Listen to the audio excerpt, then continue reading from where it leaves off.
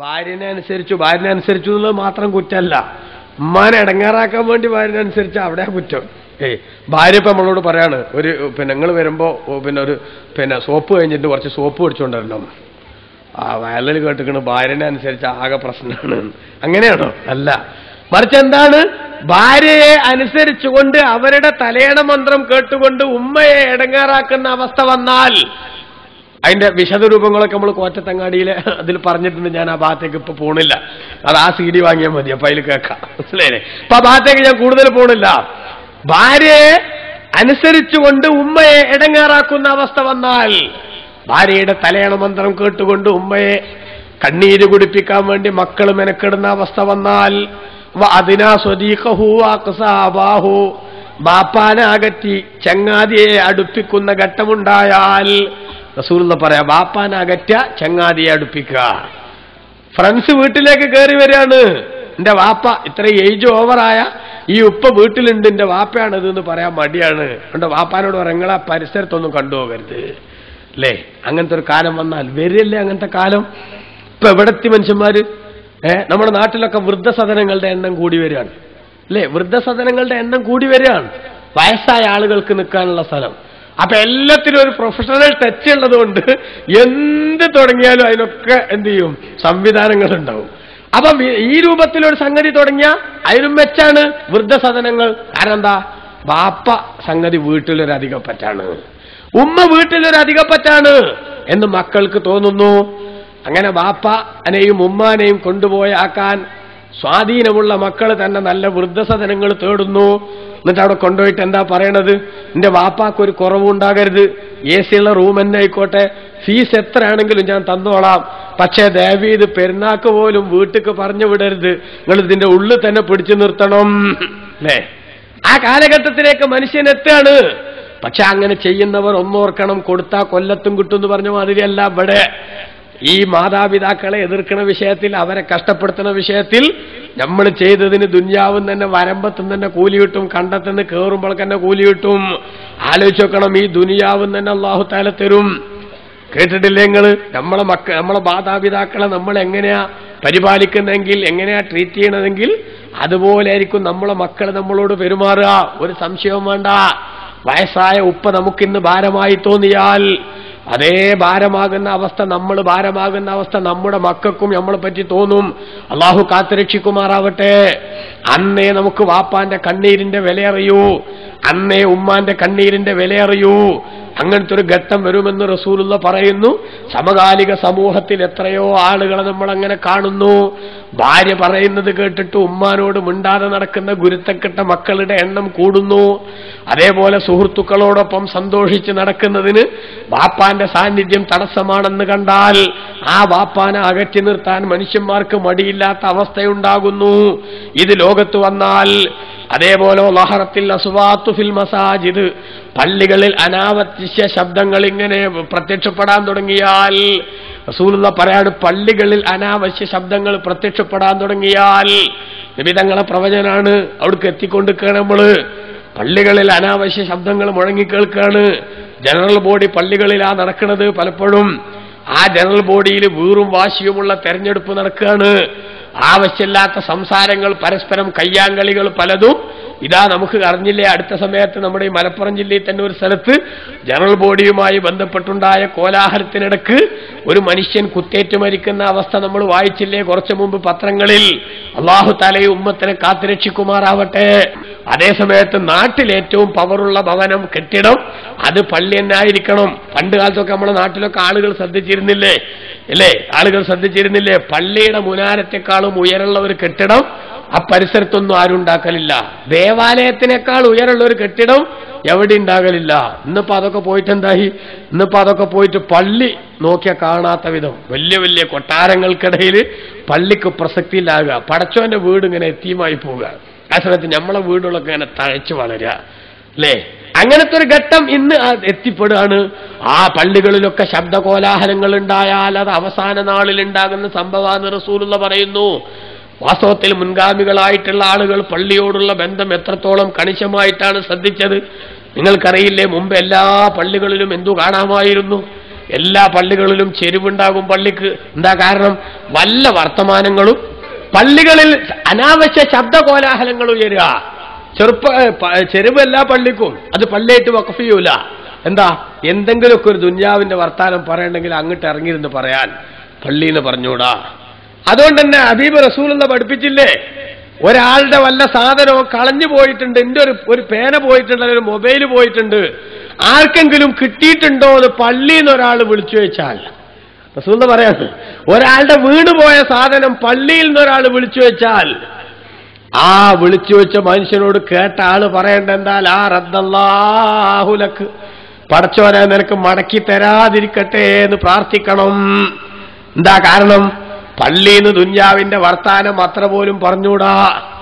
അത് വിട്ടിട്ട് ഇപ്പൊ നമ്മളെ എല്ലാ സംഗതിയും കച്ചവടവും പള്ളിയിൽ തന്നെയാണ്, പറമ്പിലേലം വിളിക്കണവും പള്ളിയിൽ തന്നെയാണ് അല്ലേ? എല്ലാ സംഗതിയും പള്ളിയിലേക്ക് മാറ്റി. അവസാന കാലത്തുണ്ടാകാൻ പോകുന്ന ദുര്യോഗമാണെന്ന് റസൂലുള്ളാഹിന്റെ പ്രവചനം. വലഹറത്തിൽ അസ്വാത്തു ഫിൽ മസാജിദ്, പള്ളികളിൽ ശബ്ദകോലാഹലങ്ങൾ ഉയരുന്ന ഘട്ടം വന്നാൽ, അതേപോലെ ഹബീബ് റസൂലുള്ള പറയുന്നു, അസാദൽ ഖബീലത ഫാസിഖുഹും, ഓരോ ഗോത്രത്തിന്റെയും നേതൃസ്ഥാനത്ത് ആ ഗോത്രത്തിലുള്ള തമ്മാടികൾ വരുന്ന ഘട്ടം വന്നാൽ, കാര്യങ്ങൾ കൈകാര്യം ചെയ്യേണ്ടവർ സമൂഹത്തിലെ ഉത്തരവാദിത്ത ബോധമുള്ള നല്ല സ്വഭാവമുള്ള റബ്ബിനെ ഭയമുള്ള ആളുകളാണ്. അതേസമയത്ത് എല്ലാം കൈകാര്യം ചെയ്യുന്നത് തമ്മാടിത്തരം കൊണ്ട് നിറഞ്ഞ റൗഡികളാകുന്ന ഘട്ടം വന്നാൽ, പലപ്പോഴും പലതിലും നമ്മളിത് കണ്ടുകൊണ്ടിരിക്കുകയാണ്. കയ്യൂക്കുള്ളവൻ സകലതും നിയന്ത്രിക്കുന്ന അവസ്ഥ. അവന് ദീനുണ്ടാവണമെന്നില്ല. അവൻ കള്ള് ഷാപ്പിന്റെയും പ്രസിഡന്റായിരിക്കും, അതേപോലെ തന്നെ ബാങ്കിന്റെയും പ്രസിഡന്റായിരിക്കും, ഓൻ തന്നെ പള്ളിയുടെയും പ്രസിഡന്റായിരിക്കും. അല്ലാഹു തആല കാത്തുരക്ഷിക്കുമാറാവട്ടെ. ലോകത്തിന്റെ അവസ്ഥ എന്തുമാത്രം ഗുരുതരാവസ്ഥയിലേക്ക് പോകുന്നു. റസൂലുള്ള പറയാണോ, സാദൽ ഖബീലത ഫാസിഖും, ഓരോ വിഭാഗത്തിന്റെയും നേതൃസ്ഥാനം അവരുള്ള തമ്മാടികൾക്ക് ഏൽപ്പിച്ചു കൊടുക്കപ്പെടുന്ന ഘട്ടം വന്നാൽ, വകാന സഈമുൽ ഖൗമി അർദലഹും, അതേപോലെ തന്നെ ആ സമൂഹത്തിലുള്ള ഏറ്റവും പവറുള്ളവർ ഒന്നിനും കൊള്ളാത്ത ഏഴാങ്കൂലികളാകുന്ന ഘട്ടം വന്നാൽ, എന്താ ഇന്നിപ്പോ സമൂഹത്തിന് അത്രയേ ഉള്ളൂ, പൈസ വേണമെന്ന് മാത്രമേ ഉള്ളൂ, പണമുണ്ടോ എന്നാ ഓൻ തന്നെ എല്ലാതും. സമൂഹത്തിൽ ഏറ്റവും പവർ കൽപ്പിക്കപ്പെടുന്നത് ആർക്കായി മാറുന്നു? സമൂഹത്തിൽ നിന്ദ്യരായിട്ടുള്ള വൃത്തികേടുകളുടെ പര്യായമായി ജീവിക്കുന്ന ആളുകൾ. ഓന്റെ കയ്യിൽ കാശുണ്ട്, ഓൻ എന്ത് ചെയ്താലും കുഴപ്പമില്ല. കണ്ടില്ലേ ആ ഒരവസ്ഥയിലേക്ക് കാര്യങ്ങൾ എത്തിയാൽ? അങ്ങനെ എത്തിയല്ലേ എന്ന് അല്ലേ? നാട്ടിൽ നല്ല വിവരമുള്ള സൂക്ഷ്മതയുള്ള ജീവിതം നയിക്കുന്ന പാവപ്പെട്ട മനുഷ്യന്മാര്, പാവപ്പെട്ട ഉസ്താദുമാര്, പാവപ്പെട്ട സയ്യിദുമാര്, അതേപോലെ പാവപ്പെട്ട കാരണവന്മാരുള്ള ആളുകളൊക്കെ നാട്ടിലുണ്ടായാലും അവരോടൊരു അഭിപ്രായം പോലും ആരും ചോദിക്കില്ല. നേരത്തൊക്കെ ആവുമ്പോ കാലി കാരണവന്മാർ നമ്മളൊക്കെ പള്ളികളിലൊക്കെ പറഞ്ഞിരുന്നത് എന്താണ്? എന്ത് വിഷയം കൈകാര്യം ചെയ്യുന്നതും ആരാണ്? കാലിയും കാരണവന്മാരും കൂടിയിരുന്നിട്ട്.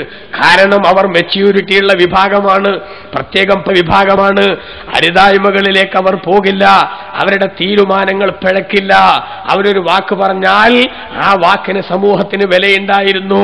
ഇന്ന് ആ വയസ്സുള്ള ആളുകളോടൊക്കെ നമ്മൾ എന്താ പറയുന്നത്? നിങ്ങൾ ഏതെങ്കിലും ഒരു ഭാഗത്ത് മുണ്ടാണ്ട് പോയിരുന്നു, മാല മറിച്ചിരുന്നോളീം, തസ്ബീഹ് ചൊല്ലിയിരുന്നോളീം, ഈ ബൈക്കൊന്നും വർത്താനം പറയാൻ വരണ്ട എന്ന് പറയുന്നിടത്തേക്ക് കാര്യങ്ങൾ എത്തിയാൽ, നിന്ദ്യരായ ആളുകൾ അവരുടെ പണത്തിന്റെയും മറ്റു സ്വാധീനങ്ങളുടെയും പേരിൽ സമൂഹത്തിലെ ശ്രേഷ്ഠന്മാരായി മാറുന്ന, യഥാർത്ഥത്തിൽ ശ്രേഷ്ഠതയുള്ളവർ അവഗണിക്കപ്പെടുന്ന കാലഘട്ടം വന്നാൽ, അല്ലാഹുവിന്റെ റസൂല് പിന്നെ പറയുന്നത് എന്താണ്? ഒരു മനുഷ്യനെ ബഹുമാനിക്കപ്പെടുന്നു മഖാഫത ശർരിഹി, അവന്റെ ശല്യം പേടിച്ചിട്ട്. ഓനെ ബഹുമാനിച്ചില്ലെങ്കിൽ, ഓനെ ആദരിച്ചില്ലെങ്കിൽ ഓൻ എന്തെങ്കിലുമൊക്കെ കുഴപ്പങ്ങൾ ഒപ്പിക്കും. അതിനുവേണ്ടി മാത്രം മനസ്സിലില്ലാതെ ഒരാളെ ബഹുമാനിക്കേണ്ട ഗതികേട് അത് ലോകത്ത് വന്നാൽ, സ്വാധീനമുള്ള ആളുകൾ ബാക്കിയുള്ളവരൊക്കെ തങ്ങളുടെ പരിധിയിൽ ഒതുക്കി നിർത്താൻ വേണ്ടി സജീവമായ ശ്രമങ്ങൾ നടത്തുന്നു. ആ ശ്രമത്തിന് വഴങ്ങിക്കൊടുക്കാത്ത ആളുകളെ ഏത് വിധേനയും ഉപദ്രവിക്കാനുള്ള പദ്ധതികൾ തയ്യാറാക്കപ്പെടുന്ന കാലം വന്നാൽ, ഇന്നിന്റെ അവസ്ഥ പരിശോധിച്ചാൽ ഏതൊരു നാട്ടിലും നമുക്കത് കാണാൻ സാധിക്കില്ലേ സഹോദരന്മാരെ? രാജ്യത്ത് ഗവൺമെന്റിന്റെ ഒരുപാട് ആനുകൂല്യങ്ങൾ ആനുകൂല്യങ്ങൾ. ഇപ്പൊ ഈ അടുത്ത ദിവസം ഒരാൾ എന്നോട് പറഞ്ഞു, ഞാൻ വാസ്തവത്തിൽ എനിക്ക് സ്വന്തം ജോലിക്ക് പോകാൻ പറ്റൂല, അതേ സമയത്ത് എനിക്ക് മക്കളോട്ടില്ലേനും ജോലി ചെയ്ത് കൊണ്ടുവരാൻ പറ്റുക, പക്ഷെ എന്റെ കാർഡ് വന്ന് നോക്കുമ്പോൾ ആ കാർഡ് APL-ലാണ്, BPL-ലല്ല. ആലോചിക്കണങ്ങള് എങ്ങനെ ഇയാളെ പട്ടിണി കിടക്കുക എന്ന് പറഞ്ഞാൽ ശരിക്കും പട്ടിണി കിടക്കണ ഒരു മനുഷ്യൻ, അയാളെ കാർഡ് ദാരിദ്ര്യ രേഖക്ക് മുകളിലുള്ള സാമാന്യം വരുമാനമുള്ളവരുടെ ലിസ്റ്റിലാണ് എന്ന് പറഞ്ഞാൽ ചെറിയ കാശിന് അരി കിട്ടുന്ന കൂട്ടത്തിൽ അയാളെ പേരില്ല. സംഗതി എന്താണെന്നറിയോ, അയാൾക്കൊരു എല്ല് കൂടുതലാ. സംഗതി പൈസ ഇല്ലെങ്കിലും പൈസ ഇല്ലാന്നുള്ളൂ. ആരും വേണ്ടാത്തത് പറഞ്ഞ അയാൾ വിട്ടുകൊടുക്കൂല. എന്റെ അടുത്ത് 10 പൈസയില്ല, പക്ഷെ അയാൾ വിട്ടുകൊടുക്കൂല.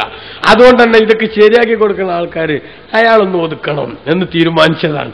ആലോചിച്ചൊക്കെ നിങ്ങള് ഇപ്പൊ ഈ BPL-ൽ വരേണ്ട ഒരാൾ APL-ൽ വന്നുള്ള ഇടങ്ങേറ് എത്രയാണ്, അവർക്ക് കിട്ടേണ്ട എത്ര ആനുകൂല്യങ്ങൾ നഷ്ടപ്പെടും അല്ലേ എന്നൊക്കെ ആലോചിച്ചൊക്കെ. ബൗക്കരിമറജുനു മഖാഫത ശർരിഹി, ഒരു മനുഷ്യനെ ആദരിക്കപ്പെടുക അയാളുടെ ശല്യം പേടിച്ചുകൊണ്ട് അങ്ങനത്തെ ഒരു കാലം വന്നാൽ വലഹറത്തിൽ ഖൈനാത്ത്, ഏറ്റവും ഗൗരവത്തിൽ നമ്മൾ ചിന്തിക്കണം. ഇതാ നല്ല നിലക്കുള്ള ബന്ധത്തിനു വേണ്ടിയല്ലാതെ ഉള്ള സ്ത്രീകൾ ചീത്ത സ്വഭാവവുമായി നടക്കുന്ന എന്തിനും ഇപ്പൊ നമ്മൾ കോൾ ഗേൾ എന്നാണ് പറയണേ അല്ലേ, കോൾ ഗേൾ എന്നാണ് പിന്നെ ഒരുപാട് പെൺകുട്ടികളെ പറ്റി പറയണത്. വിളിച്ചാൽ കിട്ടുന്നിടത്ത് വിളിപ്പുറത്ത് വരുണ്ടാവും. ഇപ്പൊ ഇന്നത്തെ പത്രത്തിൽ മനോരമ ദിനപത്രത്തിന്റെ ഒരു ലേഖനം നിങ്ങൾ വായിച്ചോന്നറിയില്ല, ഞാൻ ഇന്നത് വായിച്ചപ്പോ ഈ പദവും കൂടെ എന്റെ മനസ്സിലേക്ക് ആ സമയത്ത് കയറി വന്നു. നമ്മുടെ നാട്ടിൽ ടൂറിസത്തിന്റെ പേരിൽ വിദേശ രാജ്യങ്ങളിൽ നിന്ന്, പടിഞ്ഞാറൻ രാജ്യങ്ങളിൽ നിന്ന് ഇവിടെ വേശ്യാവൃത്തിക്ക് വേണ്ടി മാത്രം ആയിരക്കണക്കിന് വിദേശ ടൂറിസ്റ്റുകൾ വന്നുകൊണ്ടിരിക്കുന്നു. തിരുവനന്തപുരത്ത് കോവളം എന്ന് പറയുന്ന ആ പിന്നെ സുഖവാസ കേന്ദ്രം അല്ലെങ്കിൽ ആ ടൂറിസ്റ്റ് മേഖല, ആ സ്ഥലത്ത് മാത്രം ഒരു മനുഷ്യൻ വർഷങ്ങളായിട്ട് താമസിക്കുന്നു. ഈ ആൺകുട്ടികളെ ഉപയോഗപ്പെടുത്തി അദ്ദേഹത്തിന്റെ ലൈംഗികമായ ആഗ്രഹങ്ങൾ നിറവേറ്റുന്നതിന് വേണ്ടി അയാൾ പ്രവർത്തിച്ചിട്ട് അദ്ദേഹത്തിനെതിരെ സാമൂഹ്യ പ്രവർത്തകന്മാരുടെ കൂട്ടത്തിൽ ആത്മാർത്ഥതയുള്ള ചില ആളുകൾ ഒരു കേസെടുപ്പിച്ച് അയാളെ വലയിലാക്കാനുള്ള ശ്രമങ്ങൾ നടത്തിയപ്പോ ഉത്തരവാദപ്പെട്ട സ്റ്റേഷനിൽ നിന്ന് പോലും അയാളെ സപ്പോർട്ട് ചെയ്യാൻ ആളുകൾ ഉണ്ടാകുന്ന അവസ്ഥ നിങ്ങൾ നോക്കണം. ഈ രാജ്യത്തിന്റെ അവസ്ഥ എന്താണ്? ഇന്റർനെറ്റിൽ കയറിയിട്ട് തപ്പി ആ ലേഖകൻ എഴുതി വച്ചിരിക്കുന്നു. ഇന്റർനെറ്റിൽ കയറിയിട്ട് ഒരു സൈറ്റ് ഇങ്ങനെ പരിശോധിച്ച് നോക്കുമ്പോ ഒരു നമ്പർ കണ്ടു. ഈ ഗേളിന് ആവശ്യമുള്ള, പെൺകുട്ടികൾ ആവശ്യമുള്ള ആളുകൾ, ടൂറിസ്റ്റുകൾ ഈ നമ്പറിൽ വിളിക്കുക. ആ നമ്പറിൽ വിളിച്ചു നോക്കി, ഇയാൾ ഒരു ആവശ്യക്കാരന്റെ പോലെ വിളിച്ചു നോക്കുമ്പോ ഏത് സൈസാ വേണ്ടത് എല്ലാതും റെഡിയാണ്. ഈ രാജ്യത്തേക്ക് ടൂറിസ്റ്റുകൾ വരുന്നത് നല്ലൊരു ശതമാനവും രാജ്യഭംഗി കാണാൻ വരുന്ന നല്ലൊരു ശതമാനം ആളുകളുണ്ട്. കേരളം എന്ന് പറയുന്നത് ഗോഡ്സ് ഓൺ കൺട്രി എന്ന വകുപ്പിൽ പരിഗണിക്കപ്പെട്ടുകൊണ്ട് ദൈവത്തിന്റെ സ്വന്തം നാട് എന്ന് പറയുന്ന ഒരുപാട് പ്രകൃതി ഭംഗി ആസ്വദിക്കാനുള്ള നാട് തന്നെയാണ്. ആ നല്ല ഉദ്ദേശത്തോടുകൂടെ വരുന്നവർ നല്ലൊരു ശതമാനമുണ്ട്. അതേ സമയത്ത് യാതൊരുവിധ കുഴപ്പവുമില്ലാതെ സകല തോന്യാസങ്ങളും ചെയ്യാനുള്ള ഘട്ടമായി ഇവിടെ മാറുന്നുണ്ട്. നമ്മൾ അറിയണം, നമ്മൾ ആലോചിക്കണം. ദിവസക്കൂലിക്ക് ഇவ்விധത്തിലുള്ള കുട്ടികളെ പഠിക്കുന്ന ചെറിയ പെൺകുട്ടികളെ വരെ ഇതിനു വേണ്ടി ഉപയോഗപ്പെടുത്താൻ അവരെ ട്രാപ്പിലാക്കിയിട്ട് ഇങ്ങനെയുള്ള ആളുകൾക്ക് എത്തിച്ചു കൊടുക്കുന്ന ഏജന്റുമാർ നാട് നീളെ പ്രവർത്തിച്ചുകൊണ്ടിരിക്കുന്നു. സ്വമേധയായി ഇതിനിറങ്ങിത്തിരിച്ച് എങ്ങനെയെങ്കിലും കുറച്ച് പണമുണ്ടാക്കണമെന്ന ചിന്തയിൽ ധാരാളം ആളുകൾ മാറിക്കൊണ്ടിരിക്കുകയും ചെയ്യുന്നു. അவ்விധത്തിൽ വൃത്തികെട്ട ജീവിതം നയിച്ചുകൊണ്ടിരിക്കുന്ന സ്ത്രീകൾ പരസ്യമായി രംഗത്ത് വരുന്ന അവസ്ഥ ലോകത്തുണ്ടായാൽ, ഇപ്പൊ നമ്മൾ നോക്ക്, എന്തിന്റെയൊക്കെ പേരിലാണ് ഇവിടെ പെൺവാണിഭങ്ങൾ നടക്കുന്നത്, അതേപോലെ വൃത്തികേടുകൾ നടക്കുന്നത്. അങ്ങനത്തെ ഒരു അവസ്ഥ ലോകത്ത് സംജാതമാകും. ഹബീബ് റസൂലുള്ളാന്റെ വാക്കാൻ, വലഹറത്തിൽ ഖൈനാത്ത്, ശരീരം വിറ്റ് ജീവിക്കാൻ എന്ത് വൃത്തികേടിനും കൂട്ടുനിൽക്കുന്ന വിധത്തിലുള്ള പെൺകുട്ടികൾ പ്രത്യക്ഷപ്പെട്ടാൽ, അതേപോലെ വൽ മആസിഫു, വാദ്യോപകരണങ്ങൾ ഉപയോഗിച്ചുള്ള സജീവമായ സംഗീത വിദ്യകളുടെ പരിപാടികൾ ലോകത്ത് പ്രത്യക്ഷപ്പെട്ടാൽ, ഇന്ന് നമ്മൾ കണ്ടുകൊണ്ടിരിക്കുകയാണ് എല്ലാ രംഗത്തും. ഇപ്പോ നമ്മുടെ നാട്ടിൽ നബിദിനത്തിന് വരെ ചില സ്ഥലങ്ങളിൽ ബാൻഡ് വാദ്യം. ആലോചിച്ച് നോക്കണം, നല്ല പിപ്പിയൊക്കെ വിളിച്ചിട്ട് ഇങ്ങനെ പോവുക. എൻ്റെ ഒരു സുഹൃത്ത് മണ്ണാർക്കാട് അടുത്തുള്ള ഒരു മുഅല്ലിം, നിങ്ങൾ ഈ വേങ്ങര ഭാഗത്ത് എവിടെ ഒരു സ്ഥലത്ത് തന്നെ, സ്ഥലം കൃത്യമായിട്ട് എനിക്ക് ഓർമ്മല്ല. പിന്നെ അയാള് ഇതെന്താ നബിദിനത്തിന് ഇങ്ങനെയൊക്കെ പരിപാടി, കോൽക്കളിയും ബാക്കിയുള്ള സംഗതികളും അങ്ങനത്തെ കുറെ പരിപാടികൾ. നബിദിനത്തിന് എന്താ പരിപാടിച്ചു? പിന്നെ ഉസ്താദെ അതൊക്കെ ഞങ്ങൾ നടത്തിക്കോളാം, നിങ്ങൾ കോൽ കളിച്ചൊന്ന് നിൽക്കണ്ടാണ് ആലോചിച്ച് നോക്കണം. മൂലര് കോൽക്കളി കളിക്കേണ്ടി വരുമോ എന്ന് വിചാരിച്ചിട്ട് ചോദിക്കാന്ന് വിചാരിച്ചിട്ടാണ്. ശരിയല്ലേ? ഇതെന്താണ് ദീനിന് ഇങ്ങനെ ഒരു പരിപാടി? അള്ളാന്റെ റസൂലിന്റെ ജന്മദിനത്തിലുള്ള ആഘോഷങ്ങൾ എന്താ ഇങ്ങനത്തതൊക്കെ കയറി വന്നത് എന്ന് ചോദിക്കുമ്പോ അതൊക്കെ ഞങ്ങൾ നടത്തിക്കോളാം, അങ്ങളിഞ്ഞിപ്പോ കോൽക്കളി പഠിച്ചിട്ട് ഇടങ്ങേറാകൊന്നും വേണ്ട എന്ന് പറയുന്ന അവസ്ഥയിലേക്ക് കാര്യങ്ങൾ മാറുമ്പോ വാദ്യോപകരണങ്ങളുടെ പ്രവർത്തനവും ഉപയോഗവും നമ്മുടെ വീടുകളിലൊക്കെ തന്നെ കണക്കല്ലാതെ കൂടിക്കൊണ്ടിരിക്കുന്നു. വാദ്യോപകരണങ്ങൾ, സംഗീതോപകരണങ്ങൾ, അതേപോലെ തന്നെ സംഗീതം, അത് നമ്മുടെ മനസ്സിൽ കാപട്യത്തിന്റെ വിഷവിത്ത് വിതക്കുമെന്ന് അള്ളാന്റെ ഹബീബ് സല്ലല്ലാഹു അലൈഹി വസല്ലം തങ്ങൾ പഠിപ്പിച്ചിട്ടുണ്ട്. പക്ഷേ മ്യൂസിക്കിന് യാതൊരു വിധത്തിലുള്ള ലൈസൻസും നമ്മുടെ അടുത്തില്ല, നമ്മുടെ വീടുകളിലില്ല, നമ്മുടെ പരിസരങ്ങളിലില്ല. എല്ലായിടത്തും വൃത്തികെട്ട മ്യൂസിക്കുകളുടെ പൈശാചികമായ ദുർബോധനത്തിന്റെ ഏറ്റവും പ്രധാനപ്പെട്ട ആ ഭാഗത്തിന് നിയന്ത്രണമില്ലാത്ത വിധം കൂടിക്കൊണ്ടിരിക്കുന്ന ഘട്ടം വന്നാൽ വാദ്യോപകരണങ്ങൾ ഒരു ഭാഗത്ത് വരുന്നു, വിനോദോപകരണങ്ങൾ എന്ന നിലക്ക് വേറെ കുറെ സംഗതികൾ കടന്നു വരുന്നു. വിശുദ്ധ ഖുർആനിൽ അല്ലാഹു തആല സൂറത്തുൽ ലുഖ്മാനിൽ പഠിപ്പിച്ചിട്ടില്ലേ, ജനങ്ങളുടെ കൂട്ടത്തിൽ ഇങ്ങനെ വിനോദത്തിന് വേണ്ടിയുള്ള വിവിധ സാധനങ്ങൾ, സാമഗ്രികൾ വാങ്ങി അള്ളാഹുവിനെ കുറിച്ചുള്ള ചിന്തയിൽ നിന്ന് മാറിപ്പോകുന്ന ആളുകളുടെ എണ്ണം വരെ കൂടാനിരിക്കുന്നു. ഇതാ നമ്മുടെ വീടുകളിലുള്ള ഈ TV എന്ന് പറയുന്ന സാധനം, അത് നല്ലതിന് ഉപയോഗിച്ചാൽ നല്ലതാണ്. അതേസമയത്ത് പലപ്പോഴും നമ്മൾ അത് ഉപയോഗിക്കുന്നത് ഇவ்விധത്തിൽ പടച്ച തമ്പുരാന്റെ ശ്രദ്ധയിൽ നിന്ന് നമ്മളെ മാറ്റിയിട്ട് ഒന്നിനും കൊള്ളാത്തൊരവസ്ഥയിലേക്ക്, ഒരു ഒരു ഒന്നിനും യാന്ത്രികമായി ചലിക്കുന്നവരാക്കി നമ്മളെ മാറ്റുന്ന ഗുരുതരമായ അവസ്ഥയിലേക്ക് കാര്യങ്ങൾ എത്തിപ്പെടുമ്പോ നമ്മൾ കാണണം, ഹബീബ് റസൂലുള്ള പറയാണ്, വാദ്യോപകരണങ്ങളുടെ ശക്തമായ രംഗപ്രവേശനമുണ്ടായാൽ, അതേപോലെ വശുരിബത്തിൽ ഹുമൂർ, വ്യാപകമായി കള്ളു കുടിക്കപ്പെട്ടാൽ, അല്ലാഹുവിന്റെ റസൂൽ പറഞ്ഞ ആ കാലഘട്ടത്തിലേക്ക് നമ്മൾ എത്തിയിരിക്കുമല്ലേ, വിശദീകരിക്കേണ്ടതുണ്ടോ? സമകാലിക സമൂഹത്തെ അപഗ്രഥിച്ചാൽ കള്ളുകുടിയുടെ അവസ്ഥ എത്രയാണ്? പ്രായപൂർത്തിയെത്തുന്നതിന് മുമ്പേ ഒരു 5-10 വയസ്സ് പ്രായമാകുമ്പോഴേക്ക് തന്നെ മദ്യത്തിന്റെ ടേസ്റ്റ് അനുഭവിക്കുന്നിടത്തേക്ക്, ഒരു 15 വയസ്സാകുമ്പോഴേക്ക് വ്യാപകമായി കുടിച്ചു തുടങ്ങുന്നിടത്തേക്ക് മനുഷ്യന്മാര് തരം താഴുന്ന അവസ്ഥ നമ്മുടെ ചെറുപ്പക്കാരായ കുട്ടികൾ മാറുന്നു. ഇതാ നിങ്ങളുടെ അടുത്ത പ്രദേശമായ തിരൂരിലാണ് ഒരു ന്യൂ ഇയറിന്റെ ആഘോഷത്തിന്, അതേപോലെ ക്രിസ്തുമസിന്റെ ആഘോഷത്തിന്റെ തലേ ദിവസം കേരളത്തിന്റെ ഔദ്യോഗിക മദ്യവിൽപ്പനശാലയായ ബിവറേജസ് കോർപ്പറേഷൻ ഏറ്റവും കൂടുതൽ മദ്യം ഇത് തിരൂർ ആസ്ഥാനമാക്കിയുള്ള ഈ റേഞ്ചിലാണെന്ന് പ്രിയപ്പെട്ട സഹോദരന്മാരെ, പത്രങ്ങളിൽ വാർത്ത വന്നാൽ, മീഡിയകൾ പുറത്തുവിട്ടാൽ ആ കള്ളു കുടിച്ചതൊക്കെ ആരാണ്? ഒരിക്കലും തന്നെ ആ ക്രിസ്തുമസിന്റെ ആഘോഷത്തിൽ പങ്കെടുക്കുന്നു എന്ന് പറയുന്ന അതിന്റെ ആളുകൾ അതിന് മാത്രം അവിടെ ഇല്ല എന്നത് ഉറപ്പാണ്. അപ്പോ അത് കുടിച്ചതൊക്കെ ആരാ? ആ പേരിലും കുടിച്ചേ നമ്മൾ തന്നെയല്ലേ? വശുരിബത്തിൽ ഹുമൂർ, വ്യാപകമായി കല്ല് മോന്തുന്ന അവസ്ഥ ലോകത്തുണ്ടായാൽ, ഈ ഉമ്മത്തിന്റെ പിൽക്കാലത്ത് വന്നവർ ആദ്യകാലത്ത് വന്നവരെ ശപിക്കുന്ന അവസ്ഥ ഉണ്ടായാൽ, അല്ലാഹുവിന്റെ റസൂല് പറയാണ്, വളരെ ഗൗരവത്തിൽ നമ്മൾ ആലോചിക്കണം. എന്തുമാത്രം ഗുരുതരമായ സാമൂഹ്യ തിന്മകൾ ലോകത്തുണ്ടായാലും അതൊക്കെ റസൂലുള്ള പറഞ്ഞ ഈ ഹദീസിന്റെ പരിധിയിൽ വരികയാണ്. നിങ്ങൾ നോക്കി, ഈ സമൂഹത്തിന്റെ അവസാന കാലക്കാർ ആദ്യകാലക്കാരെ ശപിക്കുന്ന അവസ്ഥ ഉണ്ടായാൽ, മുൻഗാമികളെ ചീത്ത പറഞ്ഞുകൊണ്ട് പിൻഗാമികൾ ഞെളിഞ്ഞു നടക്കുന്ന ഗുരുത്തം കെട്ട സാഹചര്യം, അത് ഇതിന്റെ ഏറ്റവും പ്രധാനപ്പെട്ട ഭാഗമാണ്. ബിദ്അത്തുകാരുടെ കടന്നുകയറ്റം കൊണ്ട് അവരേറ്റവും കൂടുതൽ ഉണ്ടാക്കിയെടുത്തതും ഇതാണ്. പൂർവീകരെ മുഴുവനും തള്ളി, നല്ലവരെ മുഴുവനും ആക്ഷേപിച്ച്, അവർക്കൊന്നും ഖുർആൻ തിരിഞ്ഞില്ലെന്നും അവർക്കൊന്നും ഹദീസ് തിരിഞ്ഞില്ലെന്നും, അതേസമയത്ത് അതൊക്കെ മനസ്സിലാക്കിയത് ഞങ്ങളാണെന്നും, പൂർവീകരായ ആളുകൾ സമൂഹത്തിന്റെ പുരോഗതി മുരടിപ്പിച്ചവരാണെന്നും വരെ നമ്മുടെ പൂർവീക സമുദായത്തിലെ ഉത്തമരായ ആളുകളെ കുറിച്ച് ആക്ഷേപത്തിന്റെ സ്വരത്തിൽ സംസാരിക്കുന്ന ഘട്ടം വന്നാൽ ആലോചിക്കണം, നമ്മൾ ഇത് ലോകത്ത് നടക്കണ ഏറ്റവും പച്ചയായിട്ടുള്ള സംഗതിയാണിത്.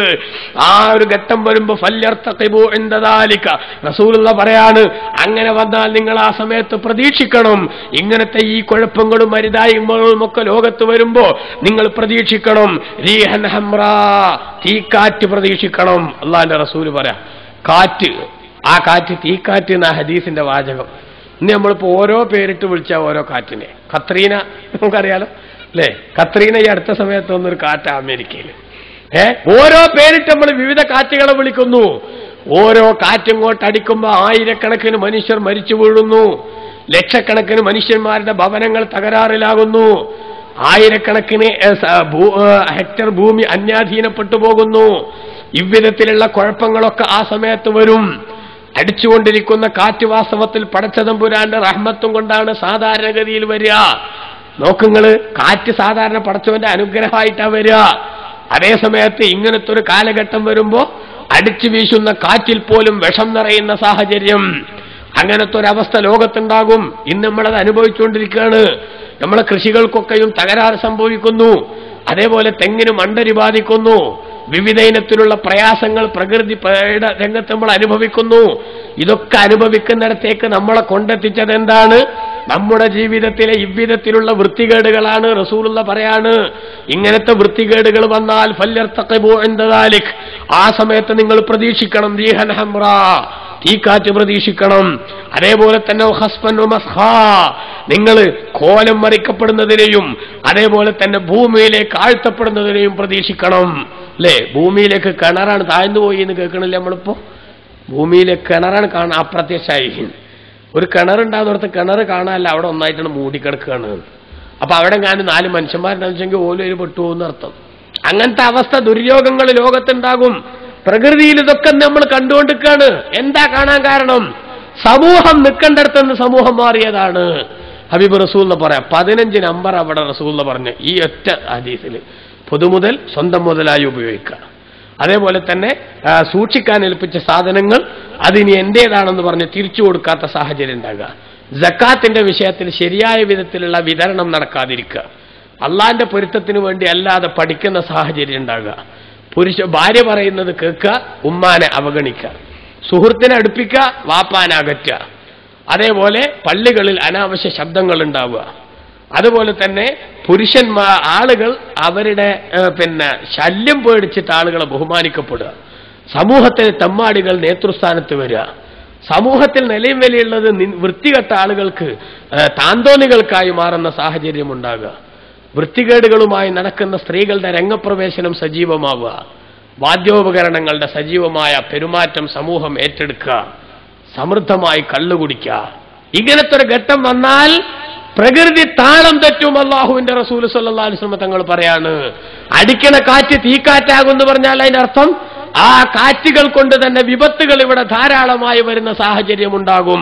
അത് നമ്മളിന്ന് അനുഭവിക്കുകയാണ്. നിങ്ങൾ കണ്ടില്ലേ, ലോകത്ത് മനുഷ്യന്മാരങ്ങനെ ഏതൊക്കെ വിഷയത്തിലേക്കാണ് എത്തിപ്പെടുന്നത്? എല്ലാ സംഗതികളും വ്യഭിചാരം, അതേപോലെ തന്നെ പലിശ, ഇതൊക്കെ വ്യാപിക്കുമെന്ന് അല്ലാഹുവിന്റെ റസൂല് പറഞ്ഞിട്ടുണ്ട്. അവിടുത്തെ പ്രവചനത്തിൽപ്പെട്ടതാണ്. ഇബ്നു മസ്ഊദ് റളിയല്ലാഹു അൻഹു ഉദ്ധരിക്കുന്ന ഹദീസിൽ കാണാം, മാ ലഹറ ഫീ ഖൗമിൻ അസ്സിന, ഏതൊരു സമൂഹത്തിൽ വ്യഭിചാരം വ്യാപകമാകുന്നുവോ, വരിബ പലിശയും വ്യാപകമാകുന്നുവോ, ഇല്ല അഹല്ലു ബിഅൻഫുസിഹിം അദാബല്ലാഹ്, അവരുടെ സ്വന്തം ശരീരത്തിലേക്ക് പടച്ചവന്റെ ശിക്ഷ ഏറ്റുവാങ്ങുന്ന വിധത്തിൽ അവർ തന്നെ സ്വയം ശവക്കുഴി തോണ്ടാതിരിക്കില്ല. പലിശ വ്യാപകമാകുന്ന ഘട്ടം വരുന്നു റസൂലുള്ള പറഞ്ഞു.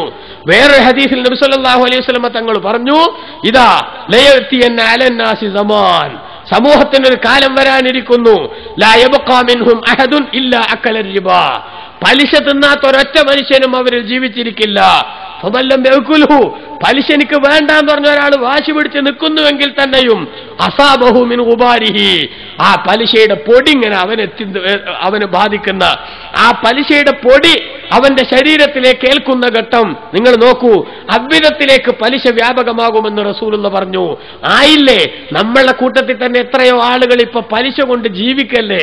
10 ലക്ഷം രൂപ ബാങ്കിലിട്ട് അതിൽ നിന്ന് മാസം കിട്ടുന്ന ഇൻട്രസ്റ്റ് കൊണ്ട് മാത്രം ജീവിക്കാൻ വകുപ്പ് കണ്ടെത്തി സമാധാനത്തോടെ ഞെളിഞ്ഞിരുന്ന് പറയാണ്, ഇപ്പൊ ഒരു ബുദ്ധിമുട്ടുമില്ല, ബാങ്കിന് മാസം വരുമ്പോ പലിശ വാങ്ങും, എന്നിട്ടാണ് ജീവിക്കും. അല്ലേ? എന്താണ് ഘട്ടം? പലിശ വാങ്ങുന്ന ആളുകളെ കുറിച്ച് എന്താ ഖുർആൻ പറഞ്ഞത്?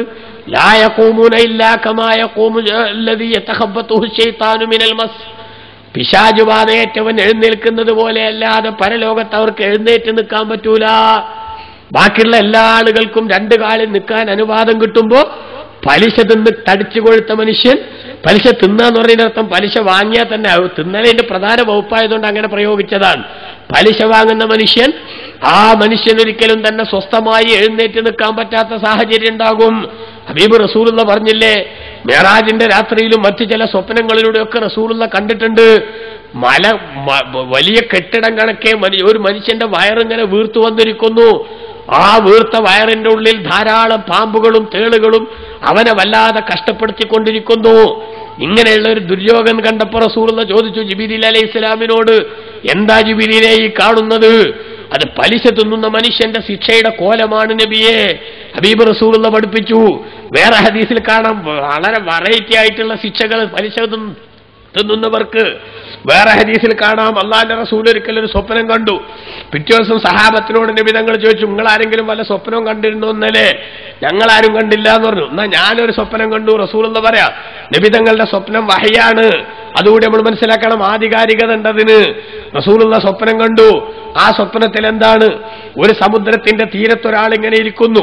അയാളുടെ അടുത്ത് കുറെ കല്ലുകൾ, ചെറിയ ചെറിയ കല്ലുകൾ കൂട്ടിവെച്ചിട്ടുണ്ട്. ഒരു നല്ല ചോരയുടെ പുഴ. ആ ചോരപ്പുഴയിൽ ഒരാൾ ഇങ്ങനെ നീന്തി കളിച്ചുകൊണ്ടിരിക്കുന്നു. നീന്തി നീന്തി നീന്തി എങ്ങനെയെങ്കിലും ഒന്ന് കരപറ്റിയാൽ മതി എന്ന നിലക്ക് ക്ഷീണിച്ച് കയ്യും കാലും തളരുമ്പോൾ ഈ മനുഷ്യൻ വളരെ കഷ്ടപ്പെട്ട് കരയിലേക്ക് വരുന്നു. അതുവരെയും ചോരയുടെ ഈ വെള്ളം കുടിച്ചയാളുടെ വയറ് വീർത്തു വന്നിട്ടുണ്ട്.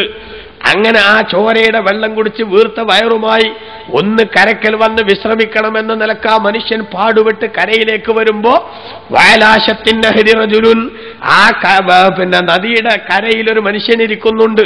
ആ മനുഷ്യൻ ഈ കൂട്ടിയിട്ട കല്ലിൽ നിന്നൊരു ചെറിയ കല്ല് ഇയാളുടെ വായിലേക്ക് ഇട്ട് കൊടുക്കും. ഈ കല്ല് വായിലെത്തിയാൽ പിന്നെ അയാൾക്ക് കരയിലേക്ക് കയറാൻ പറ്റില്ല. വീണ്ടും അയാൾ നീന്താൻ തുടങ്ങും. അങ്ങനെ കഷ്ടത മാത്രം അനുഭവിച്ചുകൊണ്ടിരിക്കുന്ന ഒരു മനുഷ്യന്റെ വിഷമത്തെക്കുറിച്ച് അള്ളാഹിന്റെ റസൂല് കണ്ടപ്പോ ഗൈഡായ ജിബ്രീൽ അലൈഹിസ്സലാമിനോട് ചോദിച്ചു, അല്ല ജിബ്രീലേ, എന്താണ് ഈ കാണുന്നത്? ഈ മനുഷ്യൻ ചെയ്ത തെറ്റെന്താണ്? അള്ളാഹിന്റെ റസൂലിന് കിട്ടിയ മറുപടി എന്താണ്? അവൻ പലിശ ഭക്ഷിക്കുന്നയാളാണ്. നോക്കൂ നിങ്ങൾ, പലിശ വാങ്ങുന്നതും പലിശ കൊടുക്കുന്നതും പലിശക്ക് വേണ്ടി സഹായിക്കുന്നതും ഒക്കെ വളരെ കണിശമായി വിലക്കിയ മതമാണ് ഇസ്ലാം. അള്ളാഹിന്റെ റസൂല് ഹജ്ജത്തുൽ വദാഇന്റെ പ്രഖ്യാപനത്തിൽ, ഏറ്റവും വലിയ ലോകം ശ്രദ്ധിച്ച മനുഷ്യാവകാശ പ്രഖ്യാപനത്തിൽ അള്ളാഹിന്റെ റസൂല് പറഞ്ഞു, സകല പലിശയും ഇന്നത്തോടുകൂടി നാം ഇതാ ഒഴിവാക്കിയിരിക്കുന്നു, എഴുതി തള്ളിയിരിക്കുന്നു. ആദ്യമായി നമ്മൾ ഒഴിവാക്കുന്ന പലിശ നമ്മുടെ കുടുംബത്തിലേക്ക് തന്നെ കിട്ടാനുള്ള അബ്ബാസ് ഇബ്നു അബ്ദുൽ മുത്തലിബ് റളിയല്ലാഹു അൻഹുവിന്റെ പലിശയാണ് റസൂലുള്ളാഹി ഹജ്ജത്തുൽ വദാഇൽ പ്രഖ്യാപിക്കാൻ. അബ്ബാസ് എന്നവരെ നല്ലോണം പലിശ കൊടുത്തിരുന്ന ആളാണ്. അപ്പൊ ആ റസൂലുള്ളാഹി പറയാണ്, പലിശ എന്ന് മുതൽ അള്ളാഹ് ഹറാമാക്കിയിരിക്കുകയാണ്. നമ്മളെ കുടുംബത്തിൽ ആരും ഇനി പലിശ കൊടുക്കരുത്. മുതൽ വാങ്ങിയിട്ടുണ്ടെങ്കിൽ മുടക്ക് മുതൽ മാത്രം കൊടുത്താൽ മതി, പലിശ ഒരാളും കൊടുക്കണ്ട. എന്നാൽ നമ്മളോ ആദ്യമായിട്ട് ഒഴിവാക്കണ പലിശ അബ്ബാസിന്റെ പലിശയാണ്. അബ്ബാസിന്റെ വാങ്ങിയ പൈസ മാത്രം തിരിച്ചു കൊടുത്താൽ മതി എല്ലാവരും. അബ്ബാസ് എന്നവരും മേലോട്ട് വെക്കുക, പടച്ചോനെ എന്നോടുകൂടി ഒരു വാക്ക് ചോദിക്കാതെയാണല്ലോ അള്ളാഹിന്റെ റസൂലിന്റെ ഈ പ്രഖ്യാപനം. ആലോചിച്ച് നോക്കണം നിങ്ങള്. അങ്ങനെ പ്രഖ്യാപിച്ച് കണിശമായി വിലക്കിയ സംഗതി. രണ്ട് വിഭാഗത്തോടാണ് അല്ലാഹു തആല യുദ്ധം പ്രഖ്യാപിച്ചിട്ടുള്ളത്. ഒന്ന് അള്ളാഹിന്റെ ഔലിയാക്കളെ നിസ്സാരക്കാരാക്കുന്ന, അവരെ പരിഹസിക്കുന്ന ആളുകളോട്. രണ്ടാമത്തത് പലിശ വാങ്ങുന്ന ആളുകളോട്. പലിശ വാങ്ങുന്ന ആളുകളോട് അത് നിർത്തണില്ലെങ്കിൽ ഫഅ്ദനൂ ബിഹർബിൻ മിനല്ലാഹ്, പടച്ചവന്റെ ശിക്ഷ കൊണ്ട്, അവന്റെ യുദ്ധം കൊണ്ട് നിങ്ങൾ അറിയുക എന്നാണ് പടച്ചവന്റെ പ്രഖ്യാപനം. പടച്ചവൻ യുദ്ധപ്രഖ്യാപനം നടത്തിയ ഒരു ടീമായിട്ട് ജീവിച്ചിട്ട് അള്ളാഹിനോട് യുദ്ധം ചെയ്ത് വിജയിക്കാൻ നമുക്കാകുമോ സഹോദരന്മാരെ?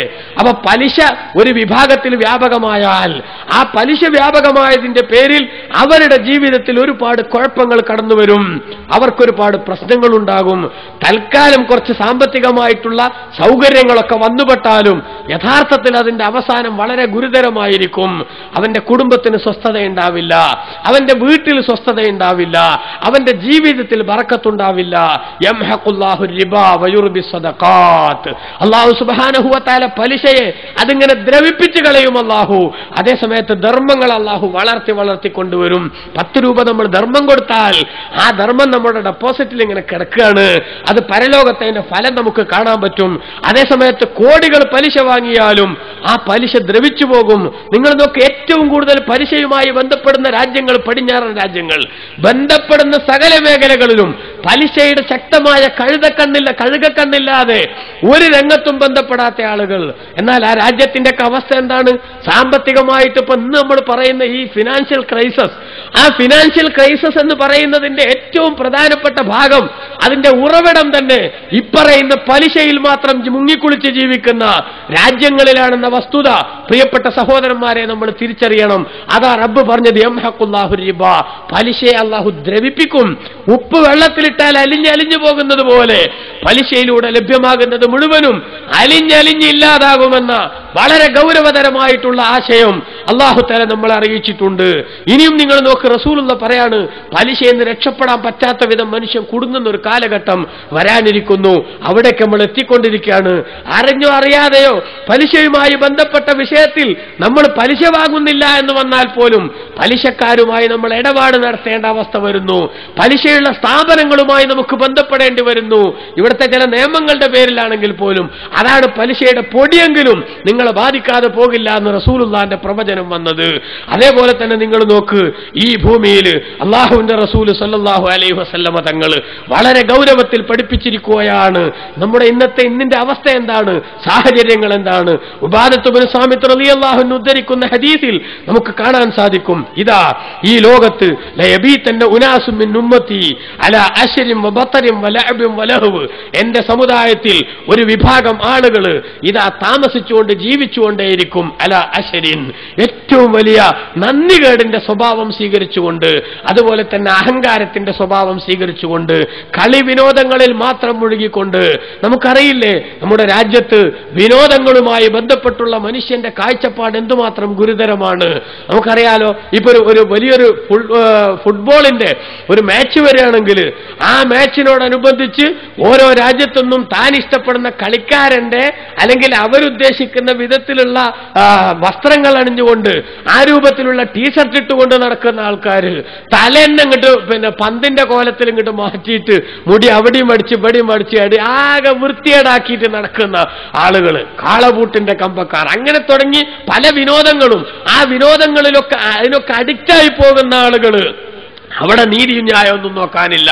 പന്ത് കളിയുടെ വിഷയമാണെങ്കിലും ശരി, ക്രിക്കറ്റിന്റെ വിഷയമാണെങ്കിലും ശരി, 24 മണിക്കൂർ ഒരേ ഇരുത്തങ്ങനെ ഇരിക്കാൻ യാതൊരു മടിയില്ലാത്ത വിധം മനുഷ്യന്മാര് വിനോദത്തിലങ്ങ് മുഴുകിപ്പോകുന്നു.